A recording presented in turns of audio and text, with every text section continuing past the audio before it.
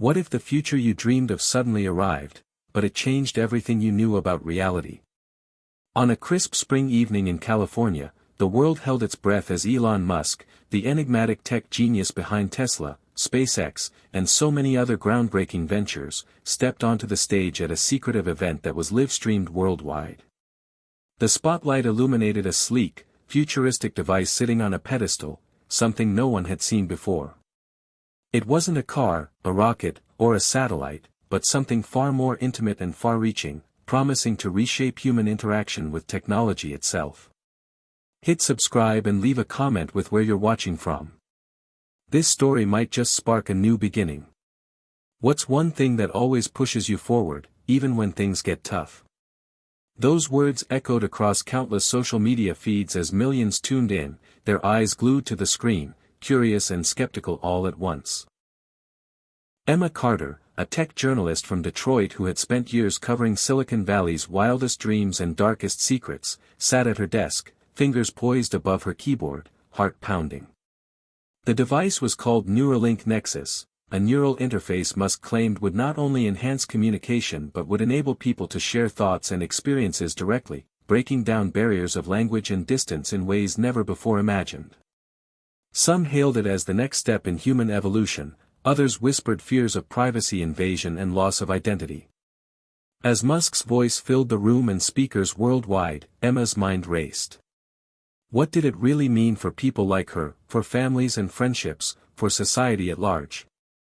On the screen, Musk smiled confidently and declared, "We stand on the edge of a new era. The Neuralink Nexus will change how we connect, how we live." Social media exploded. Tweets and posts flooded in, some calling it a miracle, others a dystopian nightmare. The world was divided, uncertain, but undeniably hooked. Emma's editor pushed her for an exclusive, a scoop that would catapult her career, but the deeper she dug, the more questions she found. Why had the testing been shrouded in secrecy? What about the rumors of adverse effects? Her instincts told her there was more beneath the surface, and her own past made her determined to uncover it. She thought of her father, a hard-working man who lost everything in the 2008 recession but never lost hope in the power of innovation. That hope was what drove her now. The event concluded with a live demonstration. A volunteer wearing the sleek Nexus headset closed her eyes and shared memories with the audience, vivid and emotional. Gasps filled the auditorium. Could this be the future? But then, a flicker of doubt passed Emma's mind. What if this marvel came with a cost no one was ready to pay? The world watched, waiting for answers that might not come easily. As the screen faded to black, Emma typed the first words of her story. What if you suddenly lost everything and had no one by your side? This device promises connection beyond imagination, but at what price? The night was just beginning, and so was the journey. What's one thing that always pushes you forward, even when things get tough? For Emma, it was the belief that truth must be told, no matter the risks. The world was changing, fast, and she was right in the middle of it. Emma Carter's story didn't begin on a flashy stage or amid the clamor of a live tech event. It started in the gritty neighborhoods of Detroit, where the American dream often felt like a distant flicker.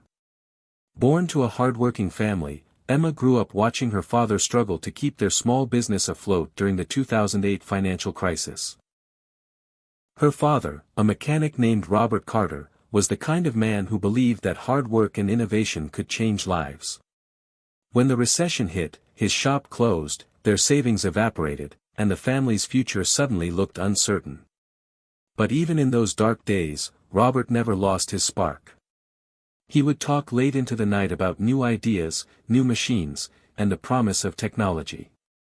Emma, barely a teenager then, soaked up those conversations like a sponge. Her father's passion became the seed that would one day grow into her own love for technology and storytelling. Her mother, Karen, was a different kind of pillar, steady, cautious, and fiercely protective.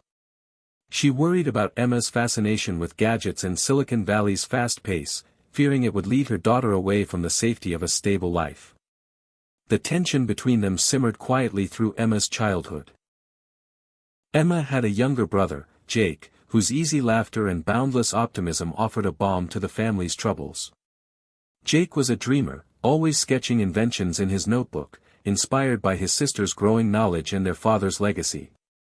Emma's early years were marked by this mixture of hope and hardship, a delicate balancing act between dreaming big and surviving each day.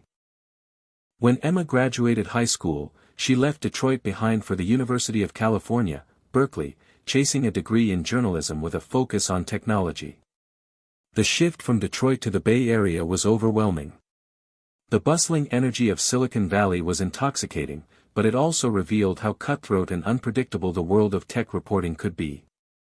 Emma quickly learned that stories weren't just about gadgets or companies, they were about people, power, ethics, and consequences. She honed her skills writing for the university paper and interning at tech magazines, determined to tell the stories behind the headlines. Early in her career, Emma faced many challenges. She struggled to be taken seriously in a field dominated by more seasoned reporters and often clashed with editors who wanted clickbait over substance. But she never gave up, fueled by the memory of her father's resilience and Jake's unwavering belief in her. Along the way, Emma built important relationships that shaped her worldview. She met Daniel Hayes, an engineer at a cutting-edge startup, whose quiet intensity and ethical approach to technology sparked something deeper in her. Their friendship blossomed slowly, rooted in mutual respect and shared late-night conversations about the future. At the same time, Emma's bond with her mother remained complicated. Karen's fears about Emma's dangerous line of work were not unfounded. Emma had received threats and faced public backlash more than once. Still, every time she came home to Detroit, their conversations grew more honest, revealing a love beneath the surface tension.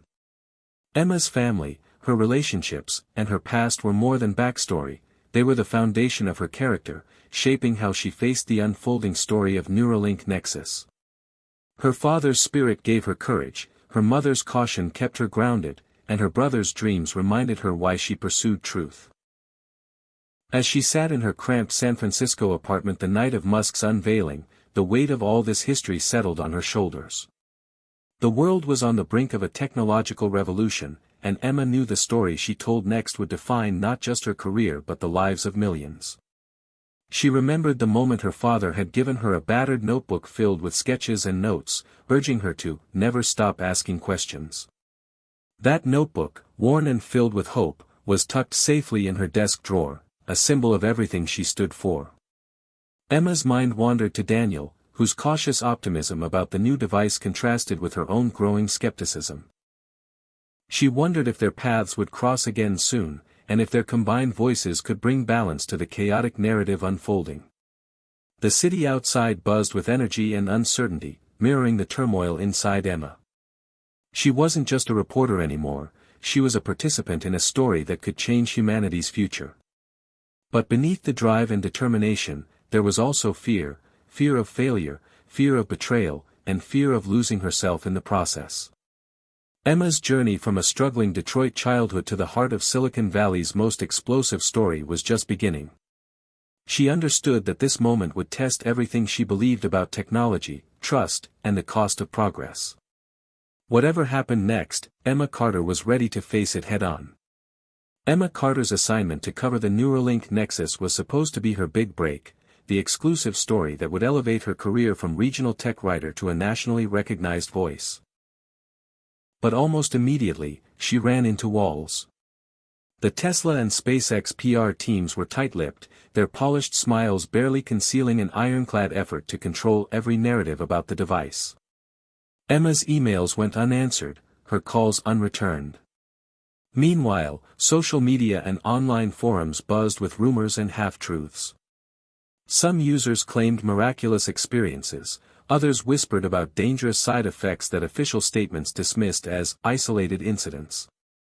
Emma's editor pressed her for sensational angles, demanding she make the story pop to boost readership.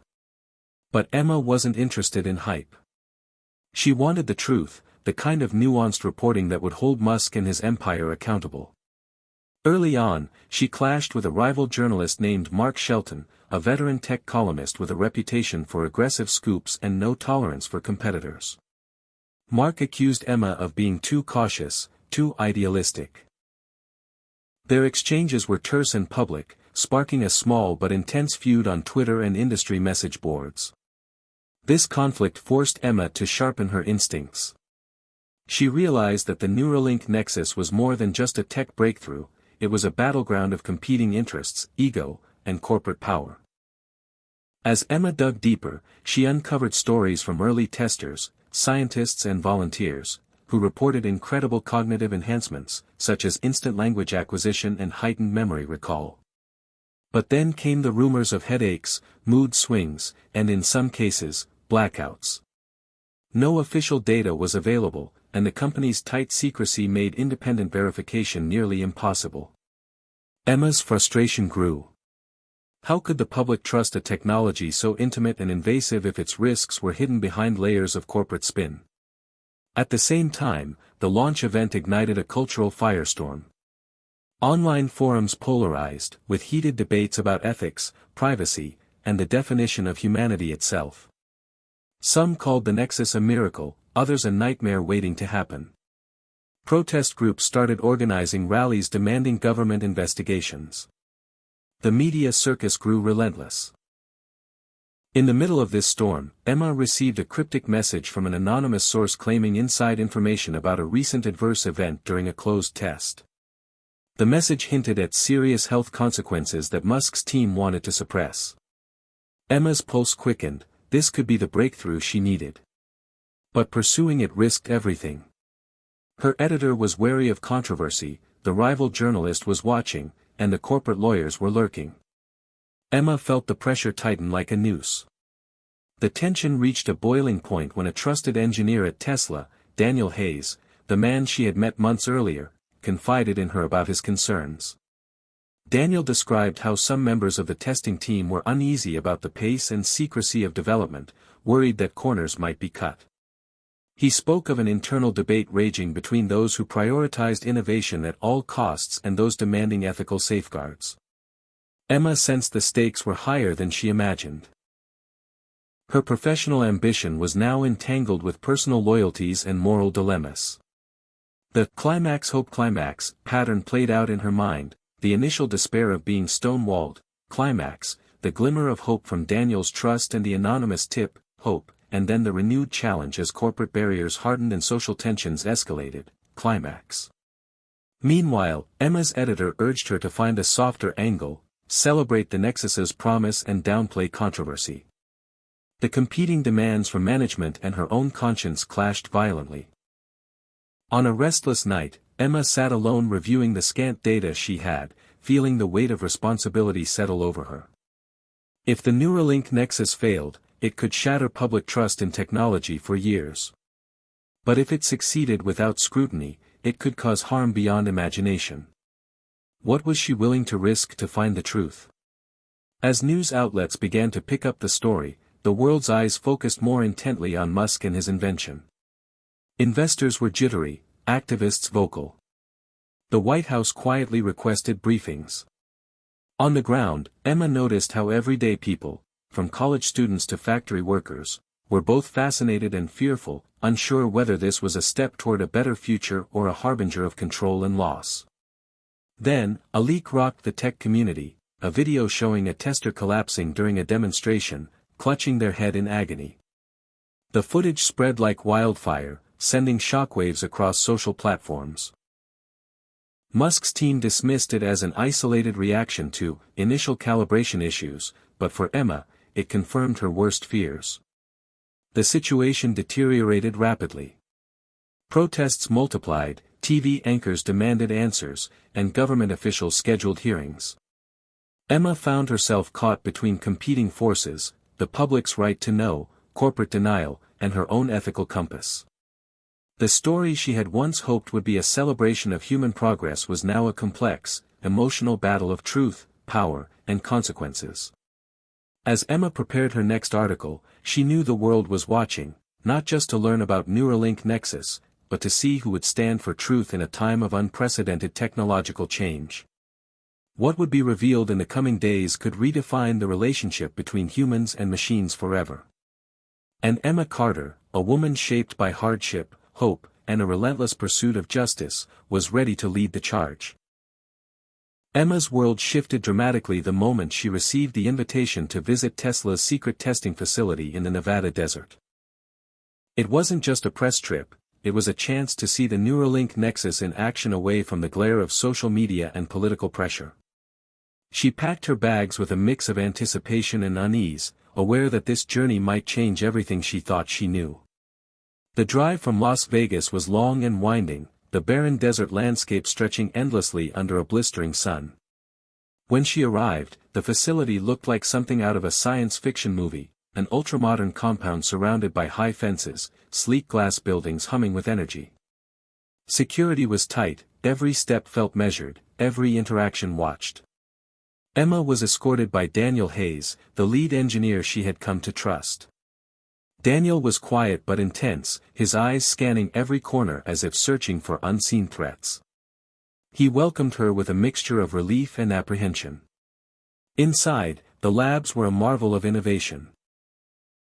Walls lined with digital screens displaying real-time neural data, machines that looked like they belonged in a hospital or space station, and a team of scientists and engineers immersed in their work. The air buzzed with nervous excitement. Emma followed Daniel through corridors where she could hear the soft hum of machines testing human minds. She watched volunteers, calm but focused, donning the sleek Nexus headsets, devices that looked both lightweight and intimidating. The experience was surreal. Daniel explained how the Nexus worked by connecting directly to the brain's neurons, allowing users to share thoughts, feelings, even memories in a seamless digital language. Emma marveled at the potential but also felt a creeping unease as Daniel admitted the technology was still in its infancy, with unknown long-term effects. As the day unfolded, Emma saw firsthand the exhilaration and strain of the testers. One young woman described the joy of instantly learning to speak a new language, another talked about reliving cherished memories in vivid detail. But Daniel also showed Emma data that revealed troubling anomalies, instances of cognitive overload, emotional dissonance, and psychological fatigue. The engineers debated heatedly in private meetings. Daniel confided to Emma that the company was under immense pressure from Musk and investors to accelerate development and move toward mass adoption. "They want a miracle," he said quietly. "But science doesn't work like that." Emma realized she was witnessing more than a technological breakthrough, she was watching a high-stakes battle between idealism, ambition, and ethics. The setting, the sterile yet tense atmosphere, the focused faces of scientists, the weight of expectations, felt like a crucible forging the future. The journey deepened Emma's emotional connection to the story. She wasn't just an observer anymore, she was part of a complex web of hopes, fears, and responsibilities. At night, after long discussions with Daniel and quiet moments alone in her room overlooking the desert stars, Emma reflected on the personal cost of innovation. The vast, silent desert around her seemed a metaphor for the unknown territory humanity was venturing into. She thought about her father's dreams and struggles, about her mother's warnings, and about the brother who still believed in a better world. Every conversation with Daniel peeled back another layer of complexity, the ethical dilemmas, the corporate pressures, the human toll. Emma's respect for him grew, but so did her awareness of the fragility of their alliance. The day before she was scheduled to leave, Emma was invited to witness a private demonstration, a volunteer sharing memories and emotions with an audience through the Nexus. The room was tense, the air thick with anticipation. As the volunteer closed her eyes, a hush fell over the crowd. Then, images and feelings washed over the room, laughter, sorrow, hope, all transmitted directly from mind to mind. The experience was profound and unsettling. Emma felt tears prick her eyes. But just as the demonstration seemed to reach a climax of connection and understanding, the volunteer's expression twisted in pain. She clutched her head and collapsed. Panic erupted. Medical staff rushed in, and the event was abruptly halted. Emma watched as the volunteer was whisked away, and the room emptied in silence, leaving only the echo of questions and fear. Daniel's face was grim. The incident underscored everything Emma had feared, that this marvel came with unknown dangers that could not be ignored. As she prepared to return to San Francisco, Emma knew her story had taken a turn. This wasn't just a technological marvel to be celebrated or criticized from afar. It was a living, breathing journey into the heart of human ambition and vulnerability. The vivid sights, sounds, and emotions she had experienced in Nevada would shape every word she wrote, every question she asked. The adventure was far from over. Emma's journey was only beginning, and the stakes were higher than ever. The fallout from the demonstration incident sent shockwaves through the tech world and beyond. Emma Carter sat in her San Francisco apartment, the glow from her laptop casting shadows on the walls as she reviewed footage and testimonies flooding in from all directions. The volunteers' collapse was not an isolated incident, it was the catalyst for a tidal wave of revelations that challenged everything the world thought it knew about the Neuralink nexus.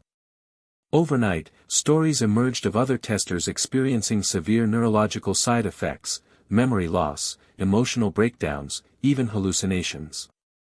Emma's inbox overflowed with messages from whistleblowers, scientists, and concerned families desperate for answers. The pressure was relentless. Musk released a statement expressing sympathy for those affected and reaffirming his commitment to safety, but the damage was done.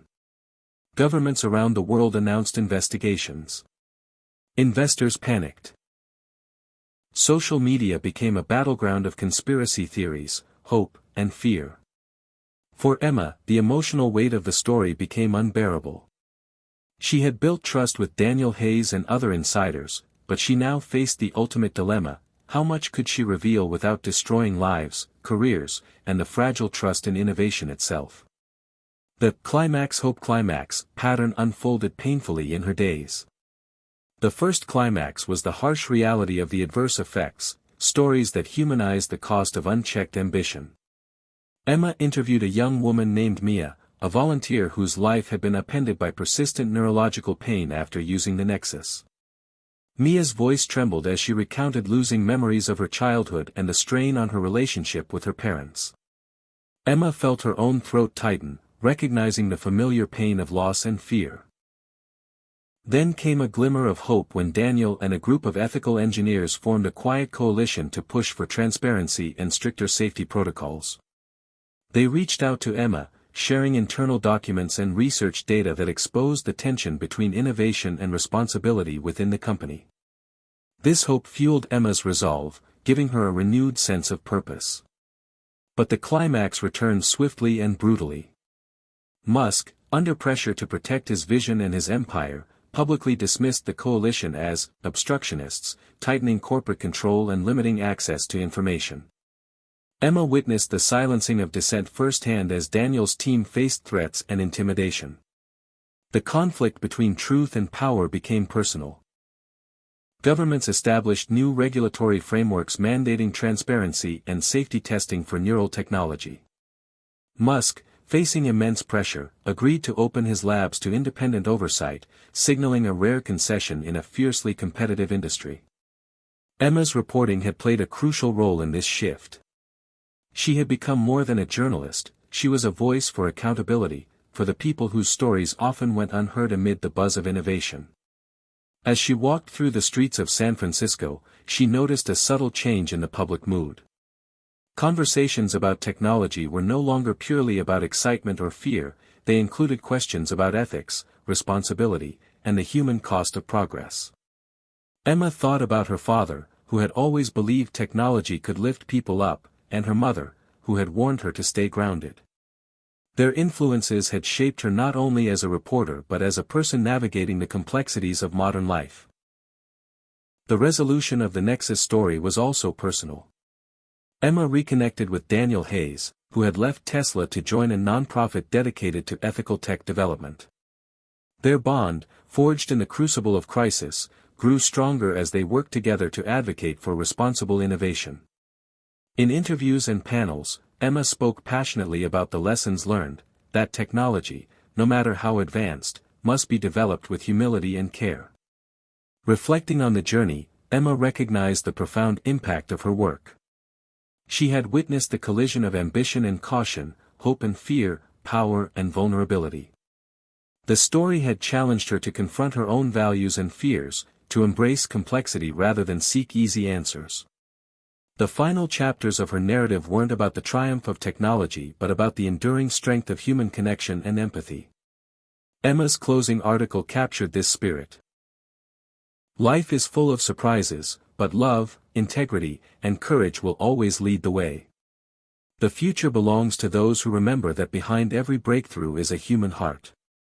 The world had reacted to Elon Musk's newest high-tech marvel with awe and anxiety, excitement and skepticism. But through it all, Emma Carter showed that storytelling could illuminate the path forward, not by ignoring challenges, but by facing them with honesty and hope. As she looked ahead, Emma knew the story was far from over. New technologies would arise, new conflicts would emerge, but armed with the lessons of the Nexus, she was ready to keep asking the hard questions, telling the hard truths, and championing the human spirit. The journey had changed her, and through her words, she hoped to change the world, one story at a time. Emma Carter's life had shifted into a new rhythm, but the aftershocks of the Neuralink Nexus saga continued to ripple through the tech world and society at large. The controversy sparked a global conversation about the role of artificial intelligence, neural interfaces, and the ethical limits of technology, a dialogue Emma was now deeply embedded in. As she settled into her new role as a respected investigative journalist and advocate for ethical innovation, Emma found herself invited to conferences, panels, and think tanks around the country. She became a sought-after voice on the intersection of humanity and technology, her reporting no longer confined to headlines but influencing policy and public opinion. Yet beneath this new chapter, Emma wrestled with the lingering questions that had haunted her since the beginning: how far should technology go? Who gets to decide? And what happens when progress outpaces our ability to understand its consequences? One evening, Emma received an unexpected message from a prominent neuroscientist, Dr. Karen Liu, who had been a critic of the Nexus project from the start. Dr. Liu invited Emma to visit her lab at a university in Boston, where she was leading research on safe, transparent brain-computer interfaces designed with strict ethical safeguards. Intrigued and eager to explore solutions beyond the controversy, Emma accepted. Upon arrival, Emma was struck by the contrast to the Tesla facility she had seen. Dr. Liu's lab was modest, filled with earnest students and scientists collaborating openly. The atmosphere was one of cautious optimism and rigorous debate, emphasizing humanity over hype. Dr. Liu explained that her team prioritized consent, privacy, and the emotional well-being of participants, integrating psychologists, ethicists, and engineers from the outset. She spoke passionately about designing technology that served to empower rather than control, that respected the complexity of the human mind. Emma felt a renewed sense of hope. Here was a vision of innovation that embraced responsibility without sacrificing progress, a delicate balance that the Nexus had struggled to achieve. Over several days, Emma interviewed patients, researchers, and clinicians involved in experimental treatments using brain-computer interfaces for conditions like paralysis and severe depression. Their stories were inspiring and humbling, reminders that technology's true purpose was to heal and connect, not merely to amaze. Emma's coverage shifted accordingly, focusing on this emerging model of ethical tech development. She highlighted the importance of transparency, community involvement, and rigorous oversight, challenging companies and governments to adopt similar principles. Meanwhile, the tech industry itself was beginning to respond. Several startups emerged, inspired by the backlash against the Nexus, promoting openness and safety as core values. Investors started demanding clearer ethical guidelines before funding projects. The conversation was evolving from sensationalism to substance. Yet Emma knew the path ahead would remain fraught. The allure of rapid innovation, the pressure to dominate markets, and the hunger for transformative breakthroughs meant the tensions between ambition and caution would persist. Through it all, Emma remained committed to telling stories that honored complexity, stories that held space for hope without ignoring hardship, that celebrated progress while demanding accountability. On a personal level, Emma's relationship with Daniel Hayes blossomed into a partnership grounded in mutual respect and shared ideals.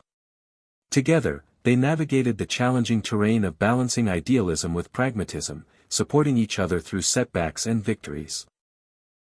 Their connection became a source of strength in a world that often felt unpredictable and overwhelming. One night, as Emma sat journaling by the window of her apartment, she reflected on how far she had come since first hearing about the Neuralink nexus. The journey had tested her resilience, sharpened her convictions, and deepened her empathy. She thought about the people she had met, the volunteers whose lives had been transformed or shattered, the scientists striving to do right, the families caught in the crossfire. Their stories fueled her resolve. Emma's closing words from that night's journal entry encapsulated her evolving philosophy: technology is a mirror, we see in it our highest hopes and deepest fears. It demands courage to confront both, to shape a future that honors what makes us human. As the world watched and waited for the next breakthrough, Emma understood her role was not to predict the future but to illuminate its possibilities and pitfalls with honesty and heart. The story of Elon Musk's newest high-tech marvel had opened a door, not only to new technological horizons but to profound questions about identity, trust, and connection. Emma Carter was ready to keep walking through it. The public's fascination with Elon Musk's latest innovation, the Neuralink nexus, did not fade quickly.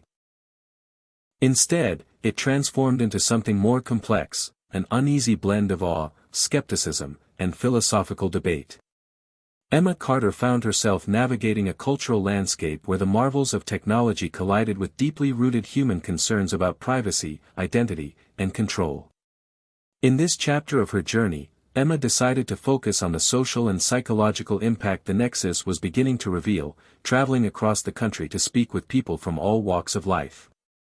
In small towns and big cities alike, Emma met with families, tech workers, and ordinary citizens who grappled with the ripple effects of neural interface technology. Some had embraced the promise of instant communication and cognitive enhancement, while others worried about what it meant to share their innermost thoughts with a machine, or with the world. One particularly memorable visit took Emma to Portland, Oregon, where she interviewed a group of artists who had started using early versions of the Nexus to create collaborative virtual reality experiences. The artists described an exhilarating new form of expression, where ideas and emotions flowed freely between minds, dissolving barriers of language and culture. Yet even in this creative utopia, the participants acknowledged a shadow, the fear of losing themselves in the collective, of eroding the boundaries that made their individuality unique. Emma listened closely as one artist reflected, "The Nexus connects us in ways we never imagined, but sometimes I wonder, what do we lose when we stop protecting the secrets inside our own heads?" This question haunted Emma as she continued her travels. In New York City, she spoke with a mental health counselor who reported both breakthroughs and setbacks in patients using the Nexus for therapy. Some found relief from anxiety and trauma through direct neural connection, while others experienced unexpected psychological distress, disorientation, depersonalization, even worsening depression. The counselor stressed the urgent need for comprehensive support systems and ethical guidelines tailored to this emerging technology. Emma's articles captured these nuanced perspectives, refusing to reduce the story to simple hype or fear. Instead, she portrayed a society learning to integrate a revolutionary tool whose consequences were still unfolding. Meanwhile, public discourse expanded into schools, workplaces, and legislative halls. Debates raged over privacy laws, data ownership, and the definition of consent when the line between human thought and digital information blurred. Emma covered hearings where lawmakers wrestled with regulating neural technology without stifling innovation, revealing the deep complexity of balancing progress with protection. Through it all, Emma remained in touch with Daniel Hayes, who was now consulting on projects emphasizing user autonomy and mental well-being. Daniel shared insights from the front lines of research, reminding Emma that the Nexus's story was still being written, its chapters influenced not only by invention but by society's collective choices. Back home in San Francisco, Emma organized a community forum bringing together technologists, ethicists, patients, and advocates to foster dialogue. The event was electric with emotion and ideas, revealing common hopes and fears, and the urgent need for transparency and empathy. Emma realized that the story she was telling was no longer just about Elon Musk's invention, it was about how humanity faced the profound questions raised by merging minds with machines. Late one evening, as Emma walked along the Embarcadero, the city lights shimmering on the bay, she pondered the paradox of progress. The Nexus had opened doors to extraordinary possibilities, healing, learning, connection, but also exposed vulnerabilities in privacy, identity, and trust. Emma felt a profound responsibility to continue telling these stories with honesty and heart. Her reflections led her to a deeper understanding: technology is not destiny but a reflection of human values. The future of the Neuralink Nexus, and all it represented, depended on the choices society made now. Emma's evolving narrative invited readers to engage with these questions, to recognize the power and fragility of the human mind in an increasingly connected world. She closed her latest article with a call to action: as we stand at the crossroads of mind and machine, we must remember that the greatest marvel is not the technology itself, but our capacity for empathy, wisdom, and courage. The world continued to react. Not just with headlines or tweets, but with a growing awareness that the age of neural interfaces demanded a new kind of vigilance and humanity. For Emma, this chapter was a reminder that stories shape not only understanding but the future itself. The momentum behind neural interface technology showed no signs of slowing despite the challenges exposed by the Neuralink Nexus. Emma Carter recognized that while many were still debating its risks and ethics, a growing segment of society had already embraced the technology, integrating it into daily life in ways few had anticipated. Curious to understand this evolving reality, Emma set out to explore how ordinary people were living with the Nexus now that it was available on a limited basis for voluntary use under strict regulations. Her journey took her to the suburbs of Austin, Texas, where she met James and his teenage daughter Lily. James, a software engineer, had been an early adopter, using the Nexus to improve his memory and multitasking abilities. Lily, however, had a different experience. She was among a growing number of young users who found themselves both empowered and overwhelmed by the technology's influence on social dynamics. Lily explained how the Nexus allowed instant sharing of thoughts and emotions with friends, creating a sense of unprecedented closeness. Yet this connectivity came at a cost.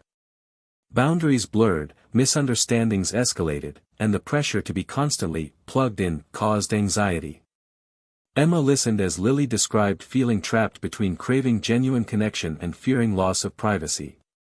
Emma's conversations with James and Lily illuminated a generational divide. Adults often viewed the Nexus as a tool to enhance productivity or treat medical conditions, while younger users grappled with the technology's impact on identity and social life. Emma next visited a rehabilitation center in Chicago specializing in brain injury recovery, where therapists were cautiously optimistic about using the Nexus to aid neural plasticity. She met Maria, a former dancer who had lost partial mobility after an accident. Through the neural interface, Maria was relearning movement and experiencing emotional healing, her hope rekindled by advances once deemed science fiction. These stories inspired Emma but also reminded her of the delicate balance between hope and hype. She documented both the successes and the lingering uncertainties of neural technology in healing and daily living. As Emma traveled, she encountered a growing movement advocating for what was called neural rights, legal protections designed to safeguard cognitive liberty, mental privacy, and freedom from unwanted neural manipulation. Activists argued that as neural devices became ubiquitous, society must recognize the mind as a sacred domain deserving robust protection akin to human rights. Emma reported on protests, policy debates, and landmark lawsuits challenging corporations over data misuse and consent violations. The debate touched every aspect of life, from education to employment, from entertainment to politics, raising profound questions about autonomy in a connected age. Meanwhile, Elon Musk remained a polarizing figure. He continued to push forward with ambitious projects, including plans to integrate the Nexus with emerging artificial intelligence systems, promising to unlock new frontiers of human potential. But public trust was fragile, shaped by the Nexus controversy and Musk's sometimes erratic public persona. Emma scrutinized these developments with a critical but fair lens, emphasizing the importance of transparency and accountability. The emotional stakes were high. During a live interview, Musk was pressed on ethical concerns and the risks to mental health. His response oscillated between visionary optimism and dismissive deflection, revealing the tension between ambition and responsibility. Emma's coverage captured this complexity, reminding readers that behind every headline was a human story, of hope, fear, and resilience. As Emma's work gained wider recognition, she found herself mentoring younger journalists passionate about technology ethics, encouraging them to tell stories that honored nuance and humanity. She also deepened her collaboration with Daniel Hayes, who was now leading an independent research institute focused on safe neural tech innovation. Together, they launched a public education campaign to increase awareness about neural rights and encourage thoughtful dialogue. One evening, as Emma reviewed feedback from readers around the world, she felt the weight of her role, not just as a reporter, but as a bridge between technology's promise and the public's concerns. She realized that the story of the Neuralink nexus was far from finished, it was evolving, shaped by countless voices and choices yet to come. Emma's reflection brought her back to a fundamental truth she had discovered early on: technology alone does not determine the future. Rather, it is how humanity chooses to embrace, regulate, and integrate innovation that ultimately defines its impact. Her next article would capture this insight, urging society to move beyond fear or fascination toward a balanced, informed engagement with neural interfaces. She closed her laptop with a sense of purpose and hope, ready to continue telling the stories that mattered most, the stories of people navigating the uncharted terrain where mind and machine met. Hit subscribe and leave a comment with where you're watching from. This story might just spark a new beginning. What's one thing that always pushes you forward, even when things get tough? As the Neuralink nexus slowly transitioned from controversial prototype to cautious mainstream adoption, Emma Carter's work entered a new phase. No longer was the story just about exposing risks or championing oversight, it was about chronicling transformation, how lives, communities, and even cultures were adapting to a world where the boundaries between human thought and digital reality grew increasingly porous. Emma focused her reporting on one of the most profound implications of this shift: the way the nexus was reshaping education and learning. In Boston, Emma visited a public high school participating in a pilot program that integrated the nexus technology into classrooms. Students wore neural interface devices that allowed them to access information instantly, collaborate mind-to-mind, and receive personalized cognitive feedback. Teachers described remarkable improvements in engagement and comprehension, with students demonstrating deeper understanding and creativity. But not everyone was enthusiastic. Parents and educators raised concerns about dependency, privacy, and the pressure on young minds to perform under constant neural monitoring. Emma spent days interviewing students, parents, and teachers, capturing the excitement and unease swirling around this experiment. She met Sarah, a sophomore who credited the nexus with helping her overcome learning difficulties, and Mr. Martinez, a veteran teacher worried that technology might replace critical thinking with data-driven conformity. Emma's writing illuminated this complex interplay, showcasing how innovation could empower while also cautioning against blind faith in technology as a panacea. Beyond education, Emma explored the nexus's influence on creativity and the arts. In Los Angeles, she attended a collaborative neural art exhibit where participants created immersive experiences by sharing emotions and memories directly through their interfaces. The exhibit was mesmerizing, blurring lines between artist and audience, creator and observer. But it also sparked debate about authenticity and consent: how voluntary was the emotional exposure, and could shared neural data be misused? Emma interviewed neuroscientists and ethicists who grappled with these questions, underscoring that technology was not just a tool but a catalyst for redefining identity and connection. At the same time, concerns about mental health persisted. Reports of neural fatigue, a sense of overwhelm from constant connectivity, and of data breaches exposing intimate thoughts led to calls for stronger protections and new mental wellness strategies.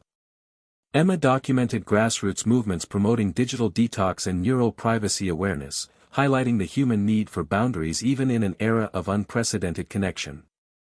The social and political landscape shifted as well. Governments enacted laws recognizing neural personhood, granting legal rights to individuals' cognitive data and mental integrity. International coalitions formed to regulate neural tech across borders, reflecting its global impact. Emma covered these developments with a keen eye on the tensions between innovation, security, and freedom. Elon Musk, meanwhile, remained at the center of attention. Despite setbacks and controversies, he pushed forward with ambitious projects linking the Nexus to artificial intelligence networks intended to augment human cognition and even facilitate collective problem-solving on a planetary scale. Public reaction was mixed. Some hailed Musk as a visionary shaping humanity's next evolution, others feared a loss of individual autonomy or the rise of uncontrollable machine intelligence. Emma interviewed leading AI researchers who emphasized the need for ethical guardrails and collaborative governance. Through her work, Emma realized that the story of the Neuralink Nexus was no longer a singular narrative but a mosaic of intertwined human experiences and societal shifts. Each new development brought fresh challenges and opportunities, and the future remained uncertain yet full of possibility.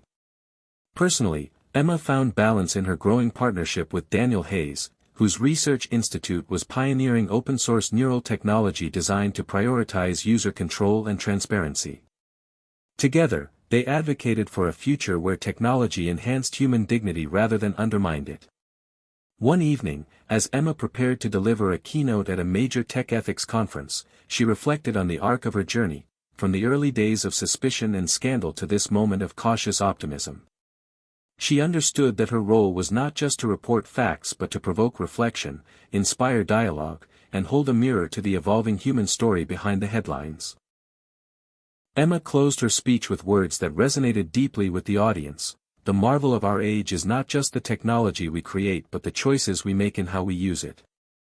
The Neuralink Nexus challenges us to redefine what it means to be human, to embrace our potential while safeguarding our essence. The future is not written in circuits or code but in courage, compassion, and wisdom. The world was watching, debating, and deciding. Emma knew the story would continue, unfolding in classrooms, homes, labs, and hearts across the globe. And she was ready to keep telling it, one human story at a time. Emma Carter was beginning to understand that the Neuralink Nexus had evolved into something far larger than a single invention. It had become a mirror held up to the entire world, reflecting the hopes, fears, flaws, and brilliance of the human condition. The story was no longer about one man or one company, it was about humanity confronting the biggest question it had ever faced: what happens when we can hear each other's thoughts? This question wasn't just theoretical anymore. Emma traveled to Seattle, where an experimental therapy program had taken root in a quiet suburban hospital. Here, trauma survivors were using the Nexus to undergo shared memory therapy, revisiting their most painful moments not alone, but in the presence of a trained clinician who could experience the memory alongside them. The results were astounding. Veterans with PTSD, abuse survivors, and individuals who had suffered deep personal loss described the sessions as nothing short of transformative. One man told Emma, "When my therapist saw what I saw, when she felt the moment I lost my brother in combat, it broke something open inside me. I didn't have to carry it alone anymore." But the therapy wasn't without risks. Some clinicians reported secondary trauma. Others found it difficult to separate their patients' emotions from their own. Emma spoke with a young therapist named Alana who described the emotional toll of reliving clients' experiences. "There are nights I wake up feeling like I'm not just myself anymore," she said softly. "Like I've absorbed pieces of other people's pain, and I don't know how to release it."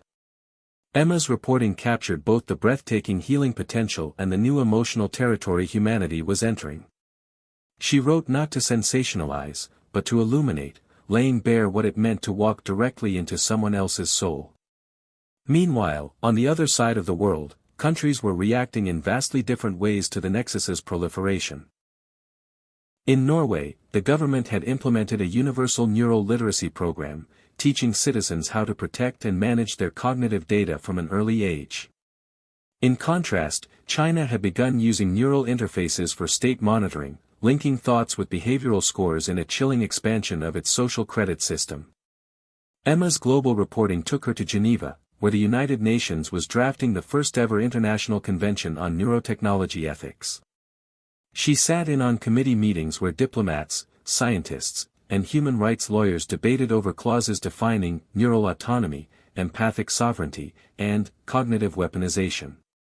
The world was being redefined not just by innovation, but by the necessity of moral and legal frameworks that could keep pace with it. Back home, public reaction continued to evolve.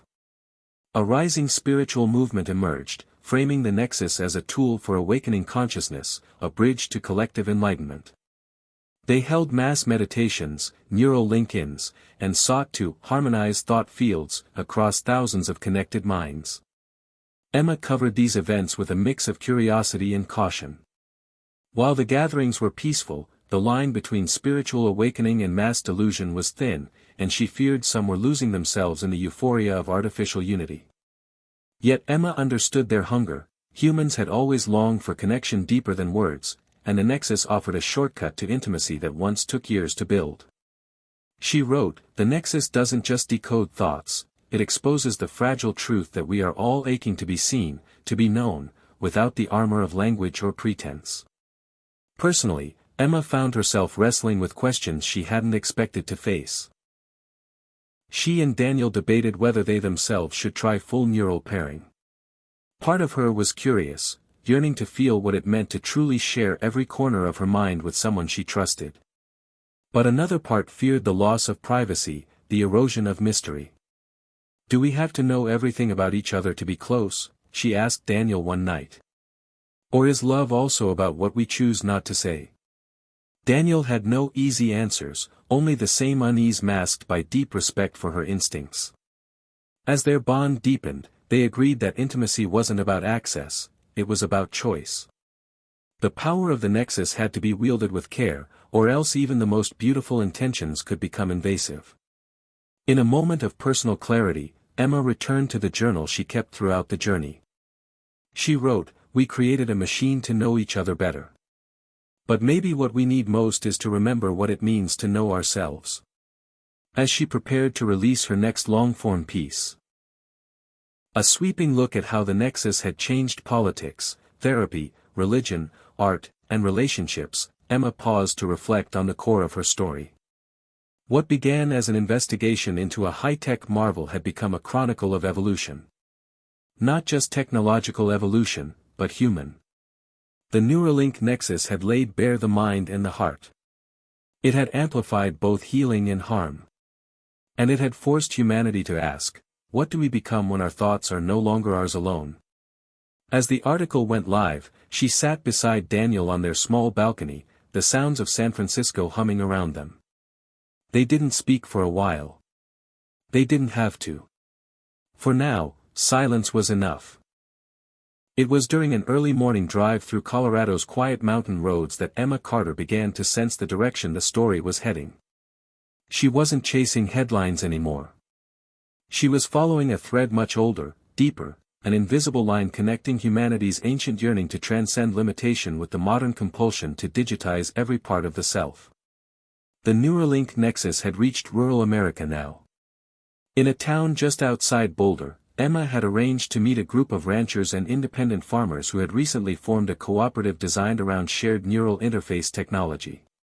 They weren't Silicon Valley technologists or corporate-backed innovators.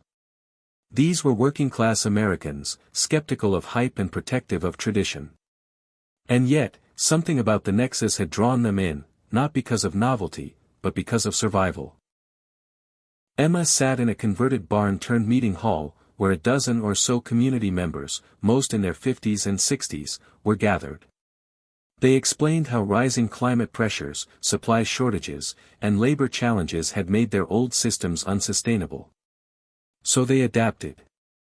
With neural interfaces, they coordinated real-time planting and harvesting, tracked livestock using shared data visuals, and even pooled emotional support through shared feedback channels during crisis events like floods or fires. It was local, modest, and astonishingly effective.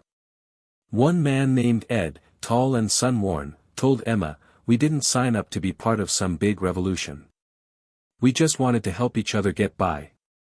Turns out when you can feel someone else's stress in your own chest, you make better choices. You don't compete. You cooperate. It wasn't the future Elon Musk had promised in his flashy presentations, but it might be the one people needed. Emma was moved by the way these families spoke of connection, not as spectacle or philosophy, but as everyday necessity. The technology had not erased their individuality, it had amplified their sense of shared burden. And, strangely, it had brought a kind of peace. As Emma wrote about this experience, she contrasted it with a different scene playing out back in Washington, D.C. There, lobbying battles had reached a fever pitch. Corporations were fighting to limit new neural rights laws, arguing that restrictions on cognitive data collection would hinder innovation and global competitiveness. Protesters surrounded Capitol Hill, holding signs that read, "Your thoughts, your property," and "Don't sell my mind." The divide was becoming unmistakable. On one side, those who saw the Nexus as a tool to deepen community, heal trauma, and preserve dignity. On the other, those who sought to extract, monetize, and weaponize the mind itself. Emma traveled next to Atlanta, where she met Layla, a single mother who had volunteered for the Nexus program after struggling with postnatal depression. The experience had helped her connect with her infant son on a deeper level, able to perceive his emotional states and needs through subtle bioneural feedback. "It saved my life," she told Emma. "Before the link, I felt like I was drowning alone. Now, I can feel him. Not just hear him cry, I can feel what he needs. I'm not guessing anymore." But Layla's story had a dark edge too. She had recently received a letter from a private biotech firm claiming they had accessed her cognitive patterns through a third-party app she'd linked to her Nexus implant. They offered a wellness enhancement package tailored to her emotional signatures. Layla was horrified. "They shouldn't know that about me. Those were my hardest days, my most private feelings. And they used them to try and sell me something." Emma published the story with urgency. Public reaction was explosive. It reignited the neural privacy debate, pushing lawmakers to expedite new regulations and sparking boycotts against companies harvesting emotional data. But it also shook Emma personally. She had long understood that technology carried risks, but this, the commodification of suffering, was different. It felt like a theft of the soul. That night, back in her hotel room, she struggled to sleep. Images from the day collided in her mind, Layla rocking her baby, Ed organizing the cooperative harvest, protesters chanting outside the Capitol. All of it felt connected, a fragile web held together by intention and ethics. Daniel called, his voice grounding. "You okay?" he asked. Emma hesitated, then said, "I think we've been telling the wrong story. Or maybe not the wrong one, but only half. We focused on the tech, on Musk, on disruption. But this has never been about the device. It's about power. Who has it? Who doesn't? Who gets to decide how deep another person's thoughts are allowed to be touched?" Daniel was quiet for a moment. Then he said, "So maybe it's time to tell the second half." The next day, Emma began mapping out her most ambitious project yet, a serialized investigation into neural inequality.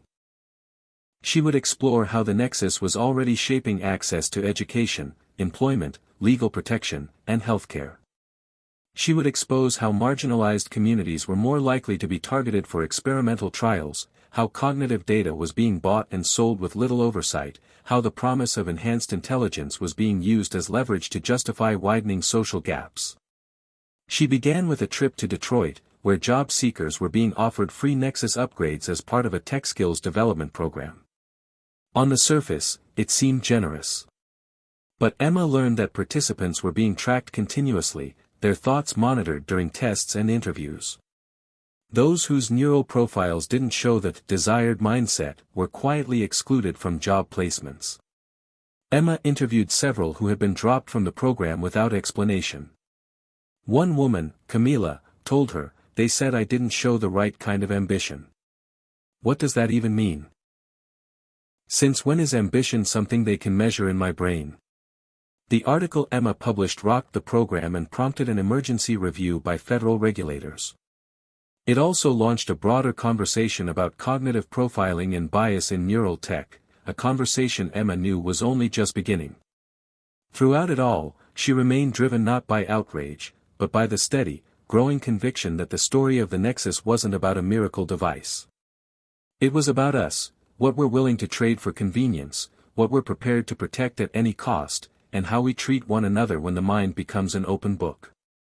Emma ended her latest feature with a simple line: if we do not defend the sanctity of our thoughts, who will? That question echoed far beyond the article. It appeared on protest signs, in congressional speeches, on classroom walls. People were waking up. The story was shifting again. And Emma Carter, relentless, grounded, human, was ready for wherever it went next.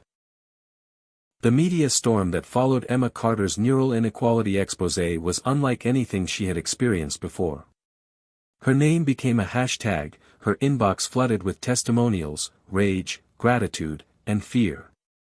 Within 72 hours of the article's publication, 3 major companies had paused their Nexus-based programs, pending independent ethics reviews.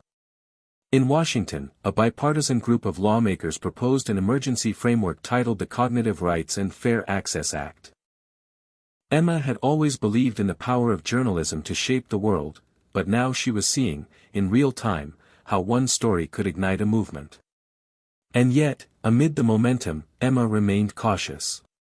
She knew how short the world's attention span could be, how easily outrage turned into apathy. She also knew the neural tech race wasn't slowing, it was accelerating. In fact, just as her article sparked public outcry, Elon Musk made a surprise announcement. In a sleek live stream from a Tesla auditorium in Austin, he revealed the newest iteration of the Nexus, Nexus One. Smaller. Faster. More secure. The headline grabber, however, was its new capability, Dream Share. Musk claimed users could now record, revisit, and even share lucid dreams through neural pattern mapping. The audience gasped. Musk smiled, as if he'd been holding on to this secret just long enough to detonate it at the perfect moment. Your subconscious, he said, is the final frontier. And we've just opened the door. Social media exploded. Some hailed it as the birth of a new art form. Others warned it was the end of privacy altogether. DreamShare quickly polarized public opinion even more sharply than the original Nexus. Emma knew she had to dig deeper. She began by reaching out to former Nexus engineers, many of whom had left the company under NDA but were now willing to speak, off the record. What they told her was unsettling. DreamShare wasn't just about creative exploration. It had military roots. During early prototypes, the technology had been tested for its ability to extract repressed memories, assess loyalty, and even simulate combat scenarios within a subject's dream state. One source told Emma, it started as therapy. Then they asked, can we use it for interrogation? Armed with this knowledge, Emma began a new investigation. She filed FOIA requests, spoke with whistleblowers, and connected with ethicists studying the neurological impact of altered dream cognition. The data was sparse, intentionally so. But the pattern was clear: DreamShare, like every neural advancement before it, risked being hijacked by those in power. Meanwhile, Daniel Hayes and his team at the Institute for Ethical Interface Design were racing to produce open-access research proving the psychological risks of subconscious manipulation. He and Emma spoke daily, sharing findings, worries, and strategies. Their relationship had deepened into something neither could easily define: part partnership, part refuge, part fuel. Together, they were trying to hold the line between innovation and exploitation. In San Francisco, Emma met with Ava Delgado, a freelance artist who had begun using DreamShare to create immersive exhibitions. Her dreams were layered, abstract, filled with memory fragments and emotional metaphors that viewers could walk through in virtual galleries. But Ava admitted something else: the more she shared, the harder it became to distinguish her inner world from her waking life. There are things in those dreams I didn't want to remember, she told Emma. But now people have seen them. They've lived inside them. And I can't take that back. Emma published Ava's story with sensitivity, focusing on the blurred lines between expression and exposure, art and invasion. It struck a nerve. Across the country, users of DreamShare began reporting dream fatigue, waking up disoriented, unable to separate their experiences from reality. A handful had even entered fugue states, unable to remember whether events they recalled had truly happened or were merely fragments of someone else's dream they had viewed. Psychologists began sounding alarms. Public health officials issued tentative guidelines. But the genie was out of the bottle. DreamShare adoption soared in creative industries, therapy centers, and entertainment hubs.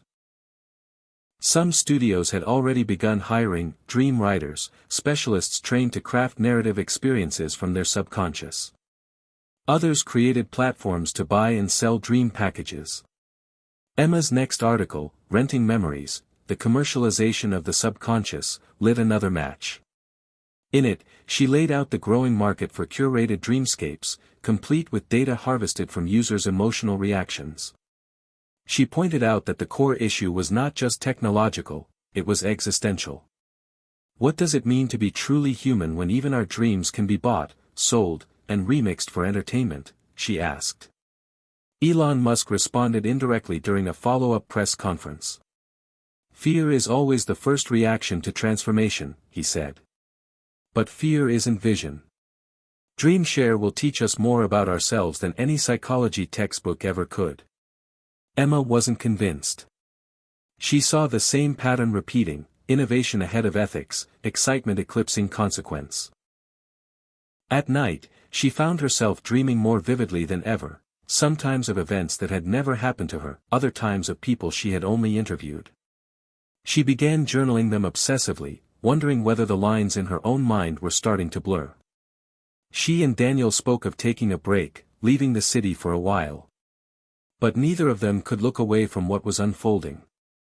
We can't step out now, Daniel said. Not when the world is finally listening. So Emma pushed forward. She organized a town hall series, virtual and in-person events where citizens, developers, psychologists, and artists came together to debate the future of neural interface technology. The discussions were passionate, often heated, but necessary. At one such event in Chicago, a retired librarian stood up and said something that stuck with Emma for days. The mind is our last private place. If we lose that, what's left? That night, Emma wrote a line she would later use to close a national op-ed: we cannot afford to become strangers to ourselves in the name of progress. The Neuralink nexus had started as a high-tech marvel. It was now a moral crossroads. And Emma Carter, bearing the weight of so many voices, was determined to keep asking the questions no one else wanted to ask, until the world was ready to answer. The further Emma Carter pushed into the heart of the Neuralink story, the more she realized this was no longer just a battle over technology, it was a reckoning with what it meant to be human in a world where inner thoughts were no longer sacred. As DreamShare gained popularity, splitting public opinion and accelerating into a cultural phenomenon, the cracks in society deepened. Some saw it as an opportunity to rewrite mental health care, artistic expression, and even criminal justice. Others warned it was a step toward mind control, mental colonization, or worse, the death of personal identity. Emma flew to New York City to cover the first major class action lawsuit against DreamShare Technologies, a Neuralink-affiliated firm accused of misusing dream data to tailor intrusive advertising and conduct unauthorized psychological research. The plaintiffs included teachers, students, a retired military officer, and a grief counselor, all of whom claimed their most intimate subconscious experiences had been mined without full consent. In the packed federal courthouse, Emma watched as the prosecution played a composite dream sequence allegedly reconstructed from one of the plaintiffs, footage that revealed deeply traumatic imagery, childhood abuse, and moments of grief and vulnerability. It was devastating. People wept in the gallery. The question the trial raised was unprecedented: can a dream be copyrighted? Can emotional reactions be owned? Can a person's internal life be stolen? Legal scholars debated new territory, calling for subconscious sovereignty, likening dream misuse to spiritual assault. One expert testified that DreamShare's algorithms had gone far beyond passive recording, they had begun subtly influencing dream outcomes based on market testing. The idea that a person's own dreams could be manipulated for behavioral conditioning sent shockwaves across the nation. That night, as Emma walked through Midtown alone, she looked around at the glowing billboards and thought about the future. What if every surface in this city one day displayed not only products, but tailored emotional hooks pulled from a user's neural feedback while they slept? What if the difference between a memory and a marketing tool was simply a piece of code? In response to the trial, Elon Musk held an emergency press event. Flanked by a group of neuroscience advisors and legal consultants, he stated firmly, DreamShare is about unlocking creativity and therapeutic growth. We do not condone any misuse of user data. Any such violations are being investigated internally and externally. But many were unconvinced. The sheer scale of DreamShare's deployment, already in millions of households, with third-party developers building apps and experiences, meant the system had outgrown even Musk's ability to control it. Emma's reporting now took on the tone of cultural analysis. She met with artists and writers who had embraced DreamShare fully, claiming it had freed them from creative block and opened new pathways to emotional authenticity. One novelist, Benjamin K., told her, "I used to spend weeks chasing the perfect metaphor. Now I just dream it, record it, and refine. The subconscious is the last wild frontier of art, and we've finally found a map." But not all artists agreed. Many pushed back, arguing that DreamShare was commodifying the inner life, turning introspection into content. A group of poets and musicians staged a sleep strike, refusing to use the technology and holding live performances centered on raw, unprocessed emotion. When everything is downloadable, one performer said, we forget how to sit in mystery. To ache. To wonder. Emma wove these tensions into a sweeping article titled The War for the Soul. How Dream Technology is Dividing a Generation. It trended globally, translated into dozens of languages, sparking discussion from classrooms in Cape Town to cafes in Seoul. She realized she wasn't just documenting a technological revolution, she was witnessing a global identity crisis. Religious leaders began weighing in. Some embraced DreamShare as a tool for divine communication, claiming visions and spiritual messages could now be shared and confirmed. Others condemned it as a violation of sacred boundaries, a tool of temptation, or even demonic influence.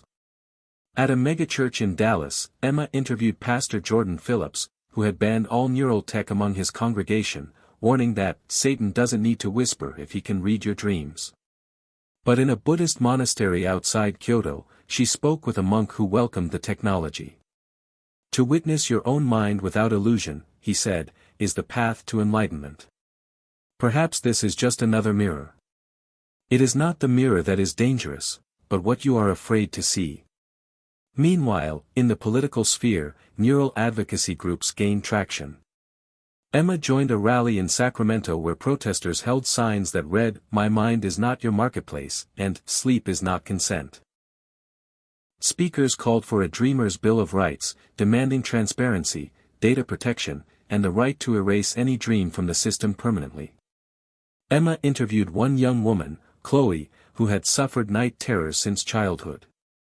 After using DreamShare in therapy, she discovered those terrors were not random, they stemmed from real abuse she had repressed. The discovery helped her heal, but she was horrified to learn her dream sessions had been stored and sold to a research group studying memory recall. "That was my pain," she said. "Not their dataset."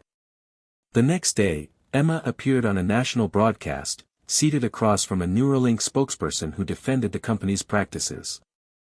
DreamShare, he said, is still in its infancy. Every groundbreaking tool stumbles at first. But we're working tirelessly to ensure ethical safeguards.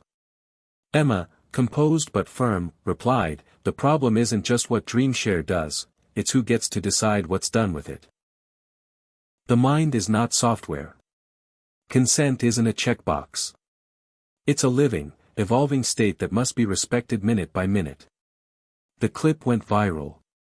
For the first time, mainstream networks began framing the debate not as innovation versus fear, but as a question of mental autonomy.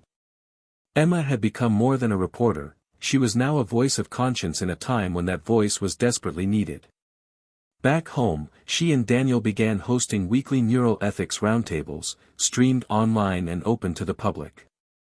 They brought in neuroscientists, ethicists, artists, teens, parents, and yes, even former DreamShare engineers. The dialogues were raw, sometimes messy, but always honest. In one powerful session, a young DreamShare engineer broke down in tears. "We didn't mean to hurt anyone," he said. "We just wanted to build something beautiful. But now I can't sleep without wondering who's watching." Emma offered him no easy answers. Only space. Silence. Humanity. As the weeks passed, Emma's own dreams began to return to something quieter. She stopped journaling them obsessively. She no longer felt the urge to analyze every symbol, every flash of color. Maybe, she thought, some parts of the self were meant to remain unexplained. Sacred. As she looked ahead, she knew the battle for ethical neural tech was far from over. Elon Musk was already teasing a new Nexus update, one that promised shared thought loops and empathy clusters. But Emma had learned to stay grounded. To keep listening. To keep asking. Not just what technology can do, but what it should do. And more importantly, what we must protect while building it. The announcement came without warning. In a midnight post on his personal feed, Elon Musk revealed the next evolution of the Neuralink Nexus platform, Project Helios. Unlike the DreamShare update, which had exploded into the cultural consciousness over several months, Helios was launched with the kind of confidence only Musk could muster: simultaneous live streams in 6 major languages, coordinated demonstrations, and a promise that Helios will not just connect thoughts. It will synchronize them. The demo was shocking. A dozen volunteers linked via Nexus nodes sat in a circle on stage. As orchestral music played in the background, their expressions changed in perfect unison, laughing, crying, gasping as if touched by the same invisible hand.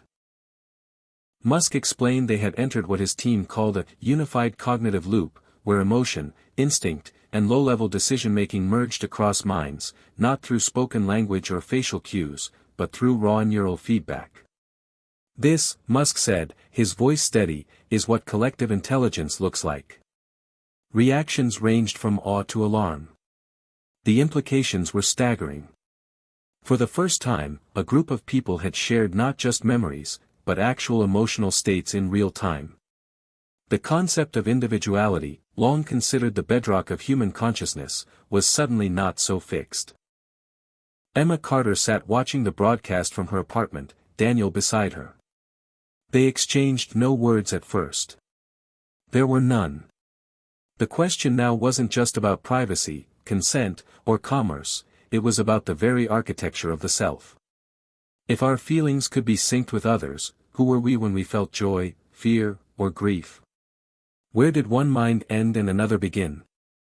The next day, Emma began receiving messages from sources inside Neuralink who were alarmed at how quickly Helios had been deployed.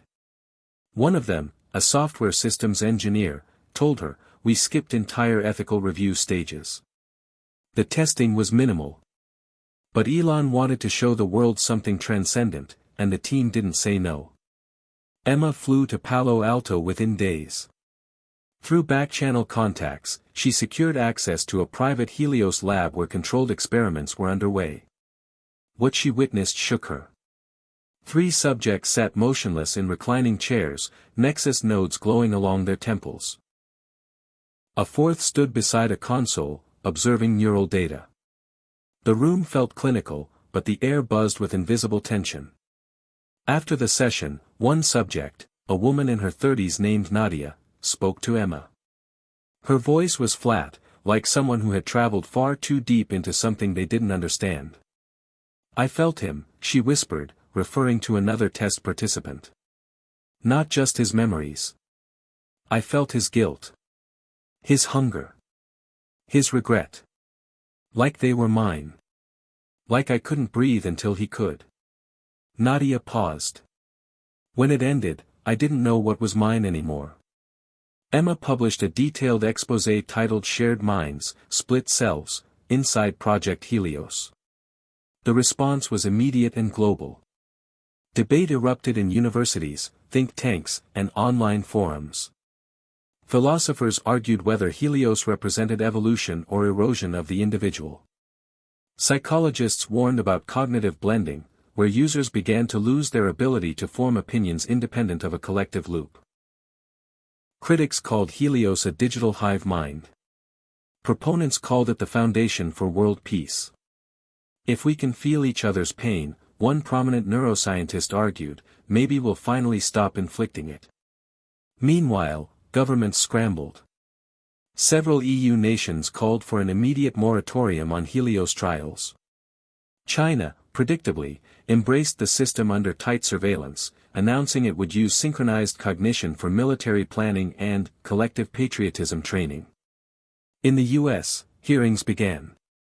Emma testified before the Senate Subcommittee on Neural Technologies, sitting across from tech executives, ethicists, and Musk's legal team. She came prepared with case studies, internal memos, and first-hand accounts from Helios subjects.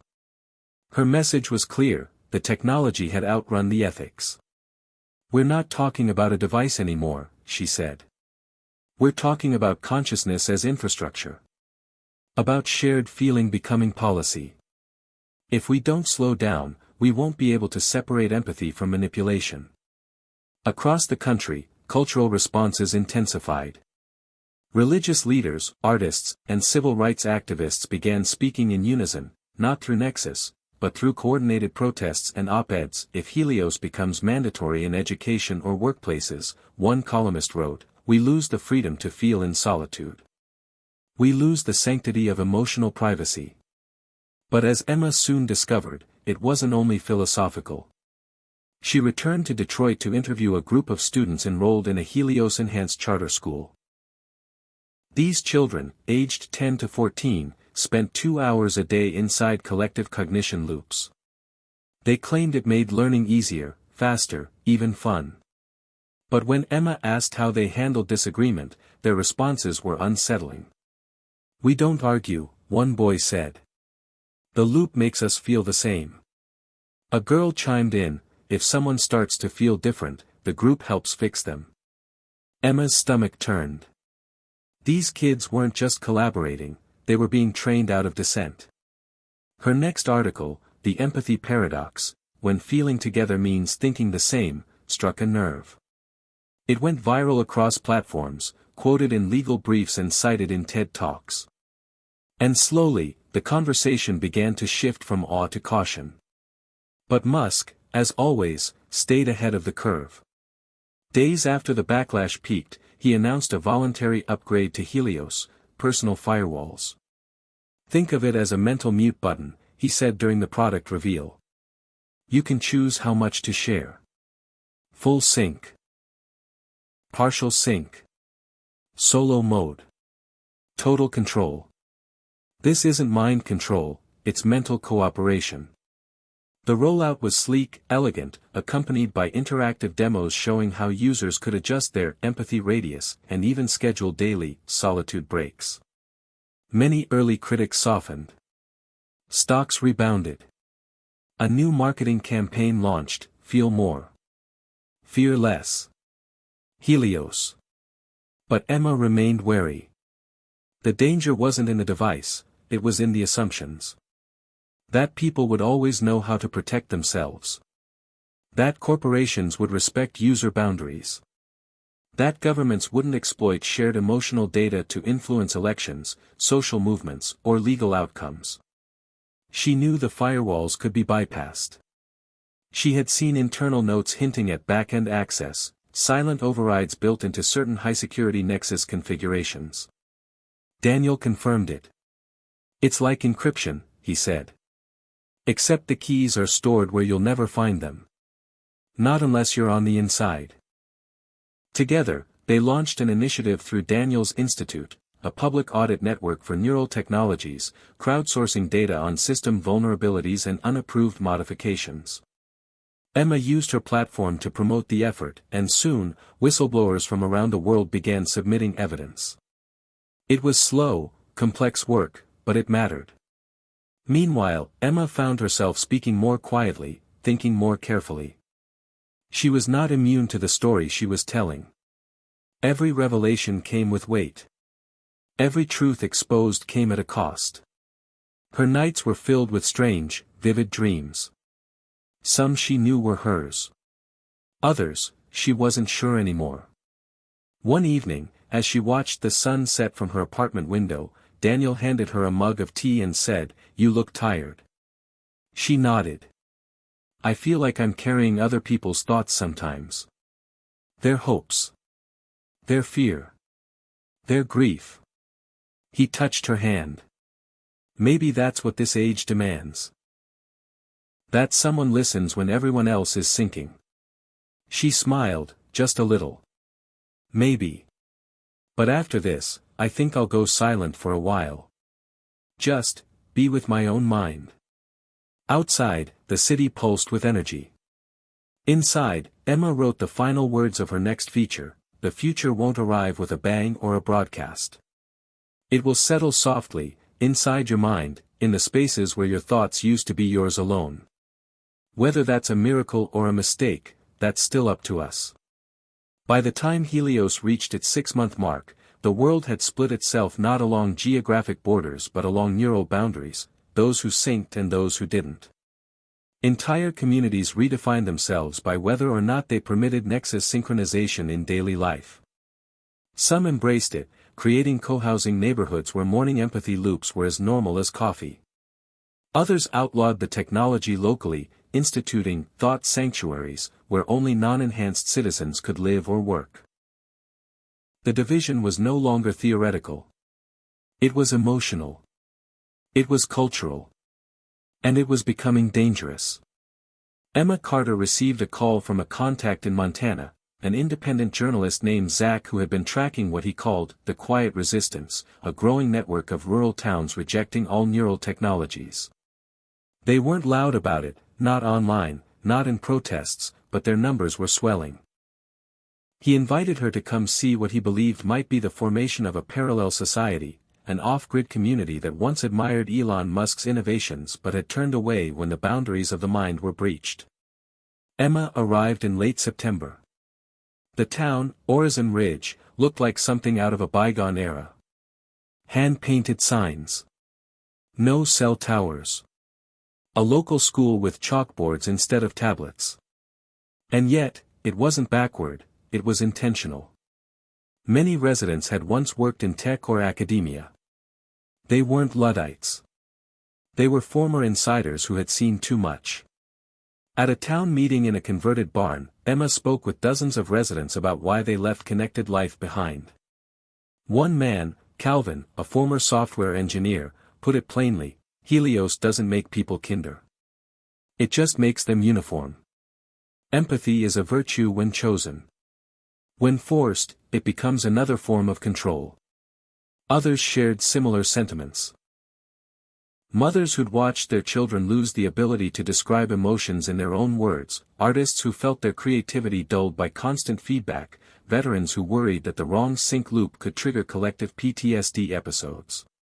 One woman, Clara, told Emma she had once been part of an elite think tank that experimented with predecisional cognitive loops. They thought if we could feel each other's logic, we'd reach consensus faster. But what we lost was dissent. The system penalized those who disrupted harmony. Eventually, people stopped speaking uncomfortable truths. Emma asked if she could stay the week. They agreed, on the condition she left her own nexus in a sealed case at the edge of town. For the first time in months, Emma lived without neural input. No ambient alerts. No empathy indicators. No stream of trending thoughts from colleagues or friends. Just herself. The silence was jarring. Then comforting. Then, somehow, painful. She realized how much she had relied on artificial emotion to regulate her own, how often she had overridden uncertainty with consensus. She walked through fields alone. She wrote longhand. She began to dream again, fully her own dreams, untracked, unsensed, and unrehearsed. On her 5th day, she sat with Clara in the town garden as children played nearby. "Do you think we can go back?" Emma asked. Clara looked at the sky for a moment. "No. But maybe we can go forward with more care. Not every step is progress. Some are just movement." Emma nodded. She felt the truth of that deep in her chest. When she returned to New York, she wrote a piece unlike any she had written before. It wasn't an exposé. It wasn't analysis. It was a reflection. The Cost of Always Knowing became the most shared editorial in a year full of neural news. In it, Emma described her week in Horizon Ridge. She didn't name names or expose secrets. Instead, she invited readers to imagine one day, just one, where their thoughts were their own again. No reactions. No overlays. Just the stillness of unshared emotion. The essay closed with a quiet challenge: if you've never sat with your sadness alone, have you ever really understood it? And if your joy only feels real when others feel it too, does it belong to you at all? The world paused. For a moment. Then, things got louder. A powerful backlash emerged, not from governments or corporations, but from ordinary citizens who felt threatened by the Horizon Ridge philosophy. Social media influencers mocked the essay, calling Emma a neural isolationist. Some claimed that distancing was selfish in a world on fire. "How dare you withdraw when we need unity," one viral post read. "Empathy isn't a luxury. It's a civic duty." Pro-Helios groups staged counter-campaigns, calling for mandatory minimal sync in schools, government, and emergency services. A senator from California introduced the Emotional Transparency Act, proposing that public officials be required to maintain a partial sync during office hours to ensure honesty and shared accountability. The lines hardened. Emma was no longer just a journalist. She had become a symbol, loved and loathed, cited in TED Talks and denounced in corporate memos. She kept working. She kept writing. But the air had changed. Even Daniel noticed. "People don't want information anymore," he said one night. "They want emotional loyalty. You're either with the sink or you're against humanity." It wasn't hyperbole. Emma received threats. Invitations to debate that were really traps. Secret recordings of her casual conversations were edited and leaked to paint her as out of touch, elitist, anti-tech. Yet despite the pressure, Emma found herself grounded by the memory of Horizon Ridge. She knew there were still places, and people, who believed in quiet thought, unsensed reflection, and chosen connection. One such person was Layla, the young mother Emma had interviewed months earlier. Layla reached out to say she'd opted out of DreamShare entirely after a neural breach revealed too much of her trauma. "I didn't know I needed silence," she wrote. "Until I heard it again." Emma included Layla's letter in her next article, which took a surprising turn. Rather than dissect Helios, she told personal stories, of a violinist who composed only in distinct sleep, of a grieving widower who found comfort not in shared dreams, but in old paper journals untouched by neural ink. She titled it Echoes from the Unlinked and refused to embed any Nexus-compatible features in the digital version. It couldn't be read through neural overlay. Only the old-fashioned way, with eyes. Slowly, a new movement emerged, not anti-tech, but pro-boundary. Users who believed in limited sync. Ethical disconnect. Mindful desync became a buzzword. Neural tech companies adapted, offering personalized modes for empathic fasting and thought decompression. It wasn't the revolution Musk had envisioned. But it was change. And for the first time in a long time, Emma felt hopeful. Not because the problem had been solved, but because people were finally asking the right questions. She still believed in connection. But now she believed even more in choice. In the right to feel alone. In the right to return to one's own thoughts. And perhaps, in time, to share them, willingly, bravely, freely. The morning after Emma's latest article dropped, the world felt, if only for a moment, quieter. There was no major Helios update that week. No regulatory showdown. No orchestrated media blitz. Just silence. As though the entire global neural network had taken a collective breath. Emma spent that morning walking through Central Park. Without her nexus activated, the world returned to texture. The crispness of fall leaves. The subtle arc of laughter trailing behind joggers. The distant rattle of a saxophone drifting from the subway grate. It struck her how much noise she'd grown used to, the ambient swirl of other people's thoughts, the flashes of trending feelings pulsing through her consciousness like sponsored emotions. Without it, life felt unfamiliar. But not empty. Honest. That evening, she met Daniel at a cafe on the Upper West Side. He looked tired but content, his coat dusted with rain. He'd just returned from a symposium on cognitive autonomy in Geneva, where Emma's writing had become a focal point. "You've started something," he told her over coffee. "Not a protest. Not a movement. More like, a permission. To say no." Emma smiled. "Funny. I don't feel like I started anything. I feel like I finally stopped trying to keep up." They sat in comfortable silence for a while. Then Daniel leaned forward, his tone shifting. "There's something coming," he said. "Something big. Musk has filed a sealed patent, classified under defense cooperation." The title? Polaris. Emma raised an eyebrow. "What is it?" "No one knows exactly," Daniel replied. "But I've spoken to people inside. It's supposed to be the final phase. Not just syncing thoughts. But syncing memory. Live transfer. Fully shareable identity states." The words hung in the air like fog. It sounded impossible. Dangerous. Godlike. Emma stared out the window as headlights blurred past. Why would anyone want to share memory in real time? Daniel exhaled. Imagine battlefield training where soldiers upload their veteran counterparts' lived experience. Or lawmakers voting while feeling the entire electorate's pain. Or couples, swapping entire lifetimes of joy and betrayal in a single session. Or governments rewriting the past, Emma said flatly. Not with history books, but with memories that feel like your own. They didn't speak after that. The weight of the possibility lingered between them. Days later, Emma received an anonymous package. No return address. Inside, a thin data drive, the kind used in encrypted Nexus archives. She plugged it into an offline laptop. What she saw made her heart stop. It was internal testing footage, recorded at a Neuralink black site under the Polaris project.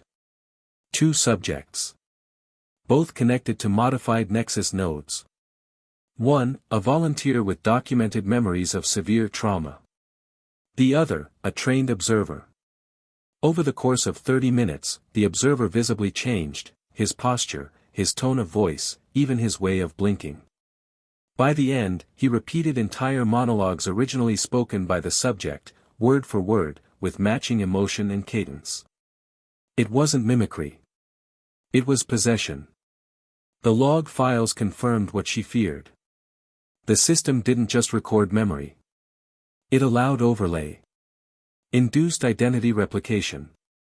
The subject's life, pain, joy, fears, temporarily inhabited the observer. But the after effects were worse. For hours after disconnection, the observer could not recall which experiences were his own. He described phantom parents. A different childhood. Love for people he'd never met. The doctors called it transitional memory confusion. But in another file, one researcher called it what it was, induced identity bleed. Emma closed the laptop and sat in stillness. This wasn't evolution. This was rupture. The final severing of individual boundaries. She knew she couldn't release the footage, not yet. Not without verification, not without safeguards. But she could warn the world. She began writing that night. Not another polished essay. Not a journalistic piece. A raw message. A call to pause. In the mirror and the flood, she described what she had seen. Without naming names or revealing sensitive sources, she laid out the pattern, the leap from shared dreams to shared thoughts, and now, shared memory. The erosion of identity. The outsourcing of lived experience. We're building a world, she wrote, where nothing will belong to us, not even our own stories. And in the absence of story, there is no self. The essay struck deeper than anything before. Not because of fear, but because of grief. Grief for the shrinking space between people and machines. Between knowing and becoming. Overnight, Polaris trended worldwide, not because Musk revealed it, but because Emma did.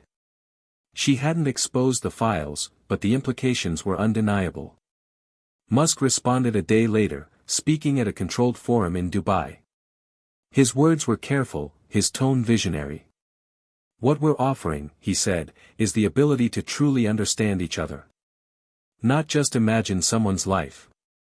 But feel it. Hold it. Honor it.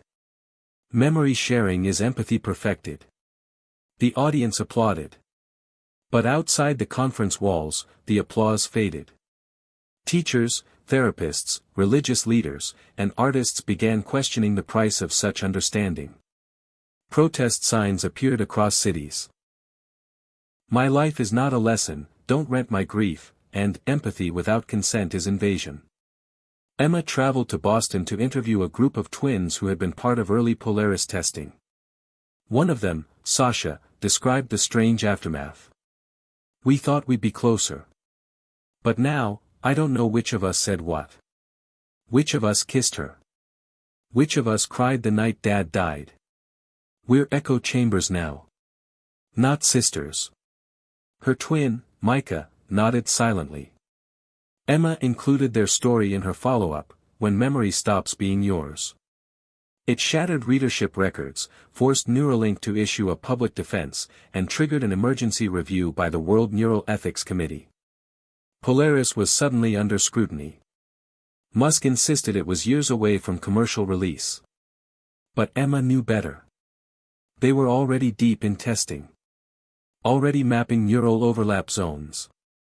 Already redefining identity in code. As winter settled over the northern hemisphere, Emma found herself more introspective. She took long walks in silence. Wrote letters she never sent.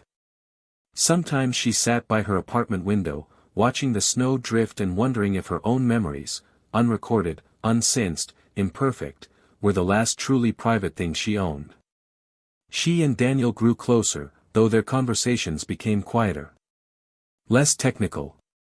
More human. He told her once, if the future is a shared mind, then love has to be the last secret. She didn't disagree. But she also didn't know if love could survive when every feeling could be borrowed, every moment replicated. She hoped so. But hope was one of the few things they hadn't figured out how to digitize. Yet. The world didn't explode. No cities collapsed. No governments fell. But something more subtle happened after Polaris was revealed. Trust evaporated. Not all at once, and not always in obvious ways, but like color bleeding from an old photograph. People began to second-guess the emotions they felt in public. Was that moment of sadness on the train theirs, or had it been absorbed from someone else through residual feedback? At first, experts assured the public that memory overlays were fully contained, that neural contamination was scientifically impossible outside of designated Helios and Polaris sessions. But Emma knew otherwise. Quietly, she'd started compiling testimonials, people from different countries, backgrounds, professions. A firefighter in Dallas who suddenly remembered a child's face from a fire he'd never responded to. A nurse in Berlin who felt grief over a pet she'd never owned. A young man in Manila who could recite a poem in French, though he'd never studied it. None of them had knowingly participated in Polaris. And yet, something had leaked. Emma wasn't the only one connecting the dots. Underground forums began calling it neural seep. Anonymous coders shared diagrams of potential unpatched Nexus firmware vulnerabilities. A group of rogue neuroscientists in Sao Paulo published a white paper alleging that certain Helios loops, when improperly terminated, left residual memory artifacts behind, like the ghost imprint of a dream you never had. The term empathic bleed went mainstream. And with it came panic. Governments scrambled to issue reassurance campaigns. "Your mind is yours" became a national slogan in several countries. But it rang hollow. People had already begun installing neural blockers, devices that scrambled local feedback signals. Sales of Faraday hoods, signal-proof pillows, and analog dream journals surged. But the damage wasn't technological. It was spiritual. Humanity had lived through wars, recessions, pandemics. But it had never faced the loss of its own interiority. Now, for the first time, people feared their minds weren't private. That they could be visited. Rewritten. Not by gods or ghosts, but by each other.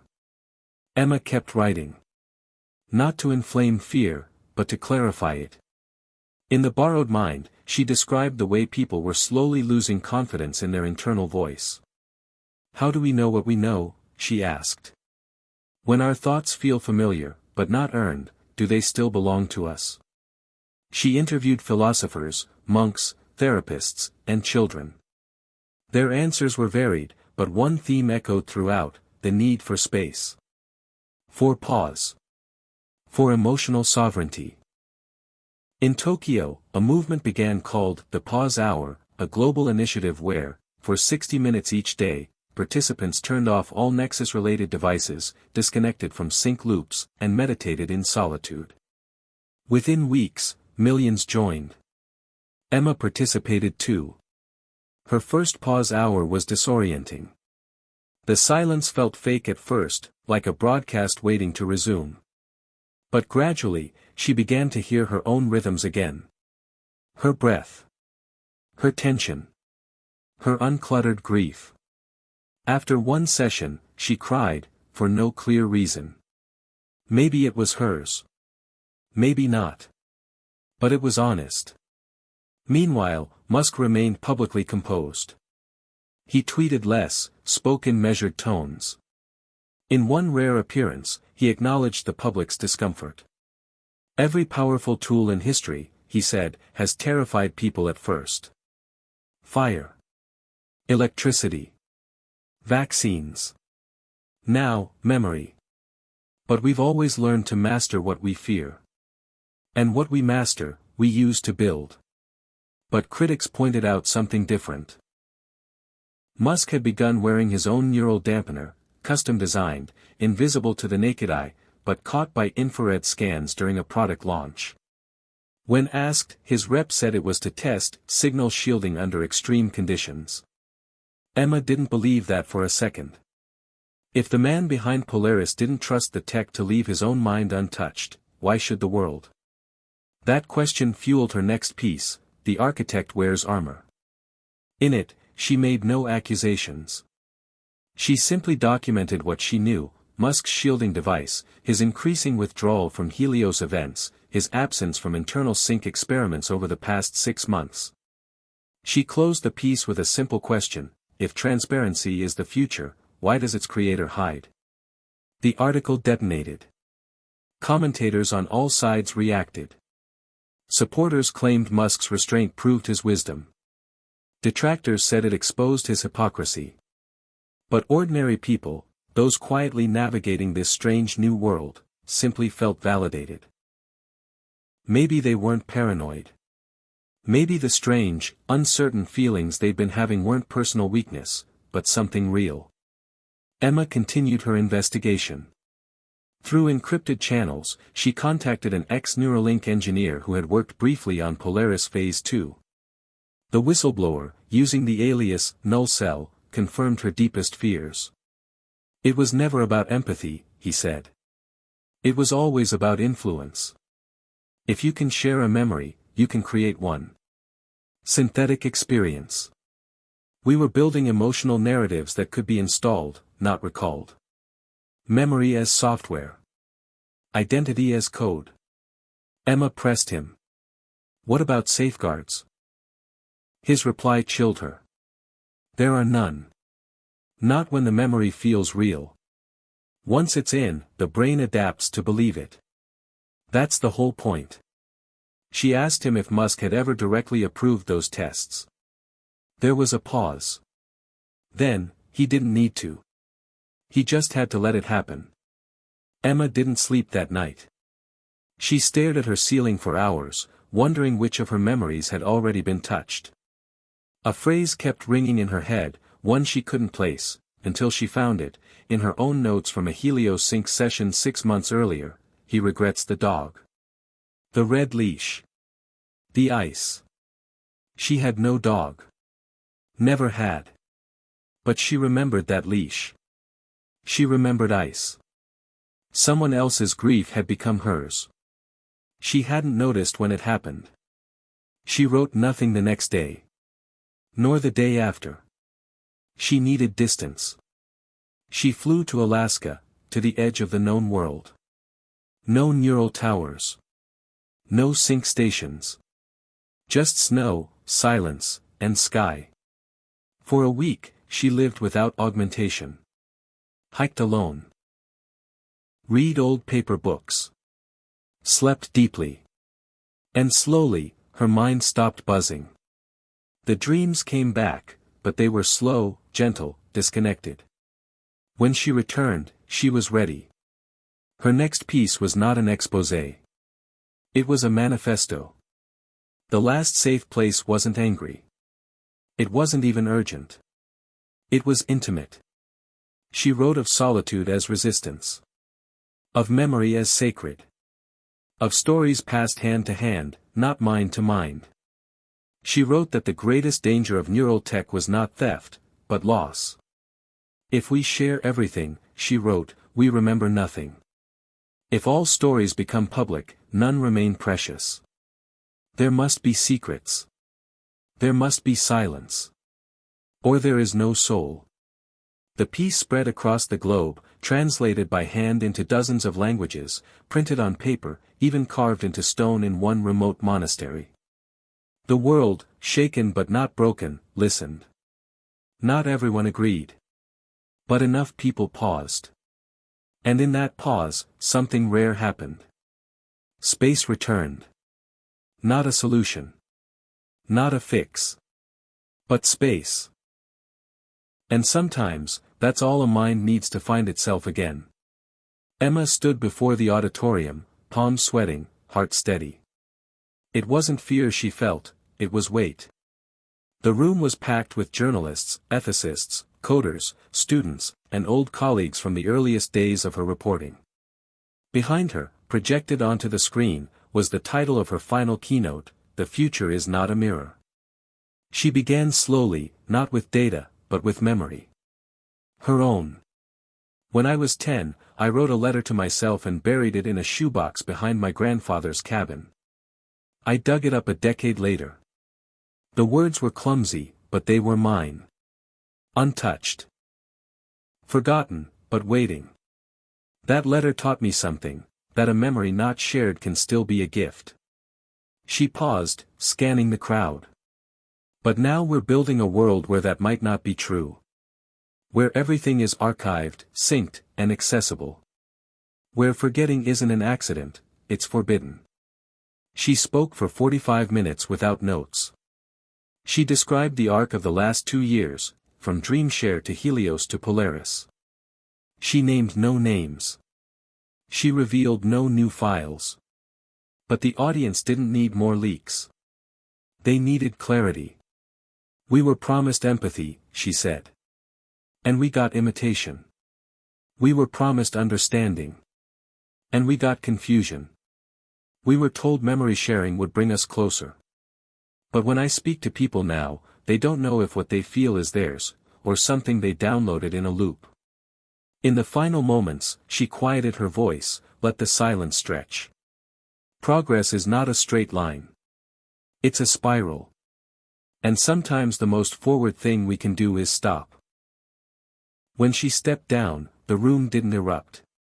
It exhaled. Later that night, Emma walked alone along the riverfront. She didn't activate her nexus. Didn't scan the feedback feed. She let the city hum around her, unsorted and alive. In the distance, a child laughed. A real laugh. Not archived, not looped. Just sound and air. Her phone buzzed, but she didn't check it. She knew who it was. Daniel. His message would be brief, thoughtful, kind. She would read it later. Maybe. At that moment, she wanted to belong only to herself.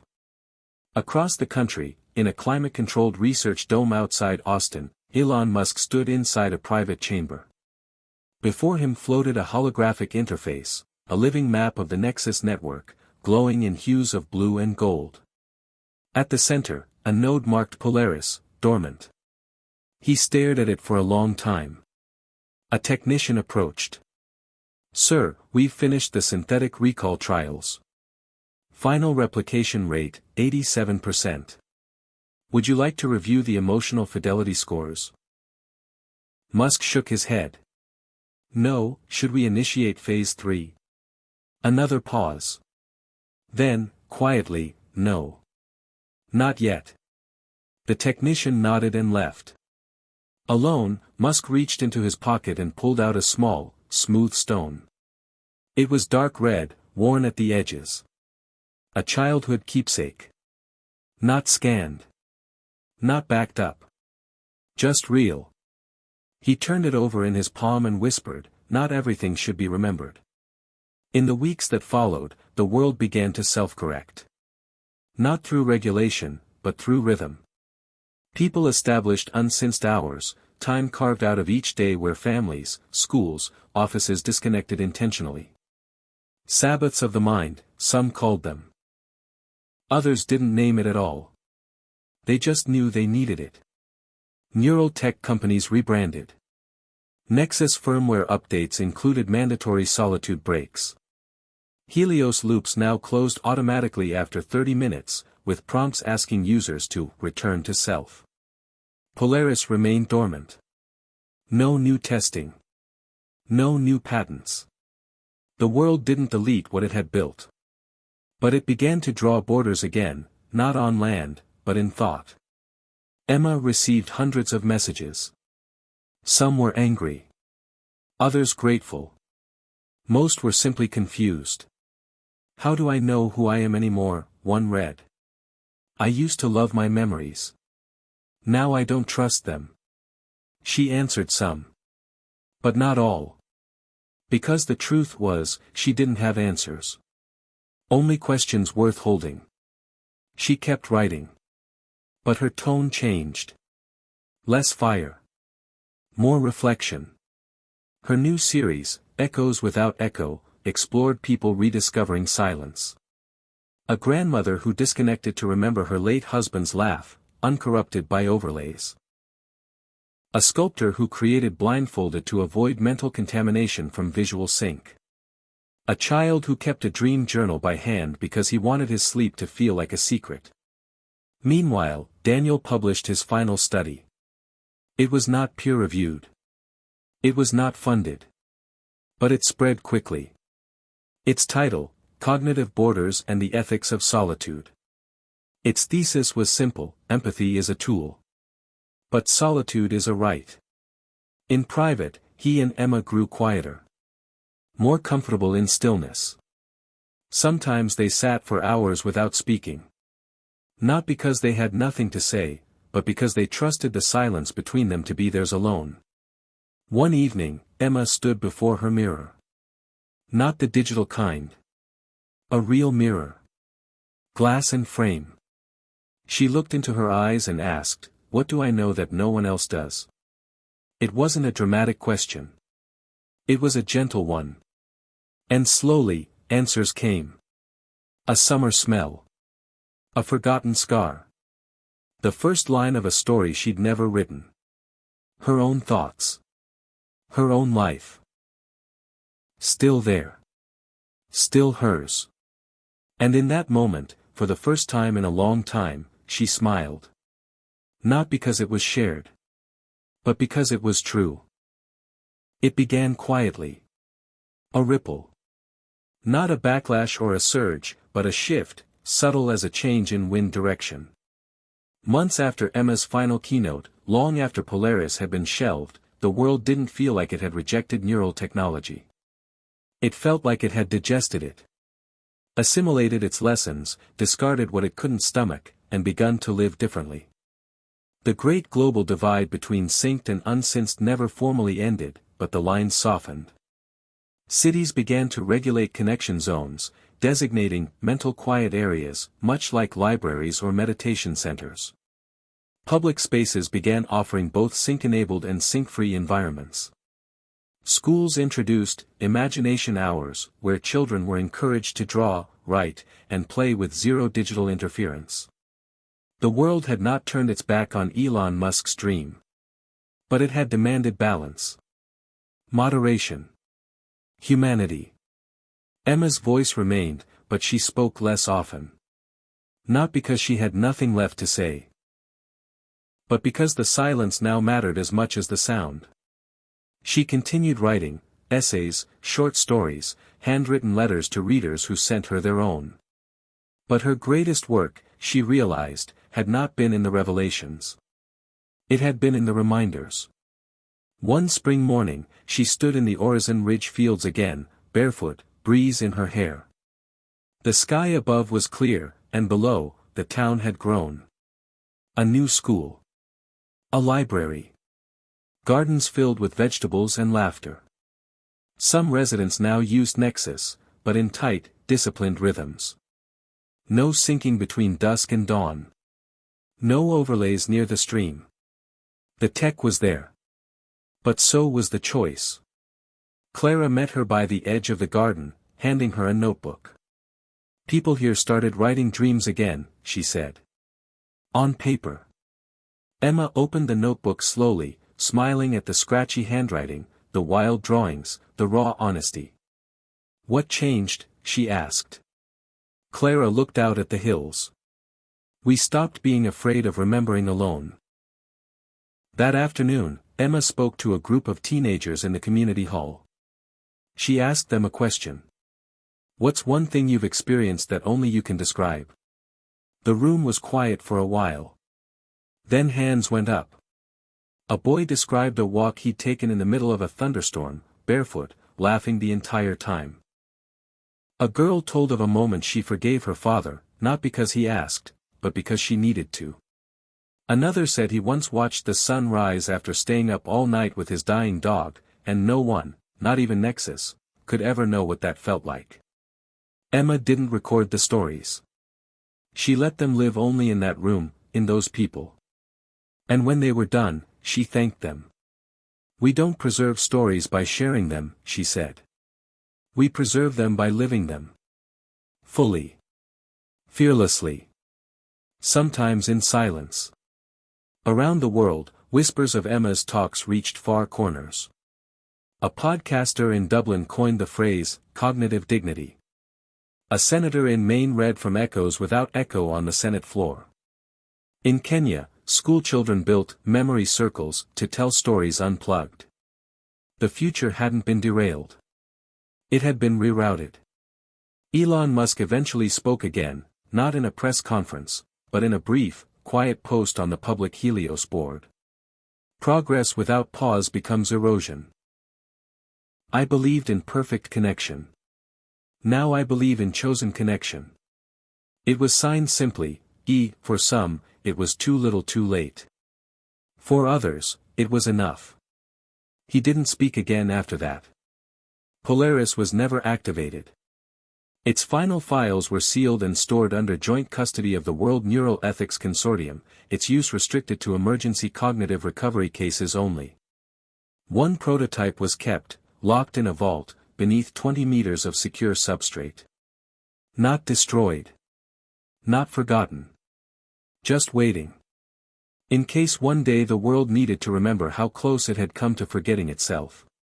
Emma returned to New York quietly, slipping back into a rhythm that no longer demanded constant thought streaming. She hosted workshops, wrote by hand, volunteered in libraries where children learned to read with real pages. One evening, she watched a girl trace the edge of a sentence with her finger. "It feels different," the girl whispered. "Like it's mine." Emma nodded. "That's how you know it's real." Daniel eventually joined her again. They didn't talk much about Helios or Polaris anymore. They built a garden on the roof of their building. Read poetry aloud at night. Made slow meals and slower plans. And once in a while, they'd sync, just briefly, to check in on each other. Not because they had to. But because they wanted to. Choice had become sacred. The final essay Emma published was not labeled "final." It didn't even mention technology. It was a story, told from the point of view of a child who believed she could fly, not because anyone told her she could, but because she once dreamed it, and never shared it with anyone.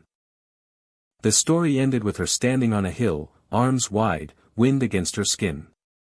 She never jumped. She didn't have to. She already knew the feeling.